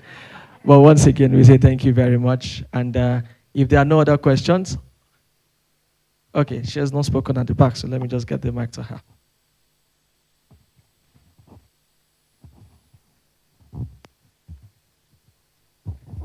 Yeah, my name is Dr. FCPA Rosemary Gituma. Congratulations at TEF. The space you're occupying, just like you have said, is really critical for Africa, and especially in the agenda of mentorship. And I like the way you do it. For me, I've been around with the TEF for quite a while. I've been a judge, and also mentorship I've done several years. So I have really acquired a lot of experience and running. I would say also running from TEF. But for me, why I'm saying what I am saying is really to encourage the mentors, because for TEF, they are really proactive. For me, it's really to call upon everyone to be really proactive, be on the lookout, because they keep releasing things a lot. So really you have to spend a lot of time, even for your own, so that you're able to catch up. And anything that they invite, just participate, because there is really a lot. But my only concern, which I picked as a judge, is the pitching. I think the pitching, you need to spend more time and try to up the game. Because some of the projects really that I reviewed, some of them were like, really, what is this? And then there are some of them which are very good, really very good. So I think from the pitching, also the ones who don't qualify for the 5,000, you need to craft something around it, because they are really very good ideas, which can take this continent quite ahead, all right? Thank you very much. Thank you very much. You know, in the world of technology, anybody can design a business plan. In the world of ChatGPT, you could just put an idea and it will generate 7 pages of the best business plan you've ever seen, and you'd almost think that it's going to do it well. And until you hear them speak, you discover that, nah, this is clearly AI that did this document for you. We will try, sometimes only God knows the very truth. We will try as much as possible to get the real genuine ones who really, really want to do this, who have passion. And for the ones that are smarter than us, we hope that you'd help us get them. It's a joint task together. Is there anything from you so that we can go have lunch and we can continue the networking? Please, the networking is also very important, because you guys will be meeting yourselves for the first time. And you can imagine the kind of collaboration that would happen across the aisle at this event. So I would hand over the mic to my colleague who has been doing a fantastic job hosting this event. Please, a round of applause once again for Nia. And the likes. We had to psych her up this morning. She wasn't feeling too good, but who would know? She's looking too elegant for someone who is not feeling too good.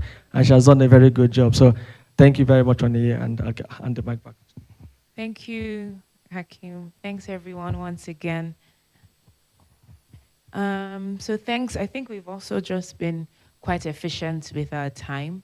But just a few last minute things to share. So as Tobe has mentioned, everyone in the room in the next week will be getting an email with additional information on their mentors, who they've matched with, as well as, individualized feedback for each of your mentees, right? So that you know very specifically what the needs of said person are. Additionally, we'll be creating a group chat or, like a platform where all of the mentors on this program can connect, because one of the things we find is that there a lot of organic networking will happen, and you're learning from even the, your co-mentors as well. So that will also come. Please feel free. We're here. If you have any questions for us, we're here. If you have any questions for our colleagues from UBA or from UNICEF, they're also available. And thank you all once again for joining us, and we look forward to a rewarding partnership and collaboration with you. Thank you.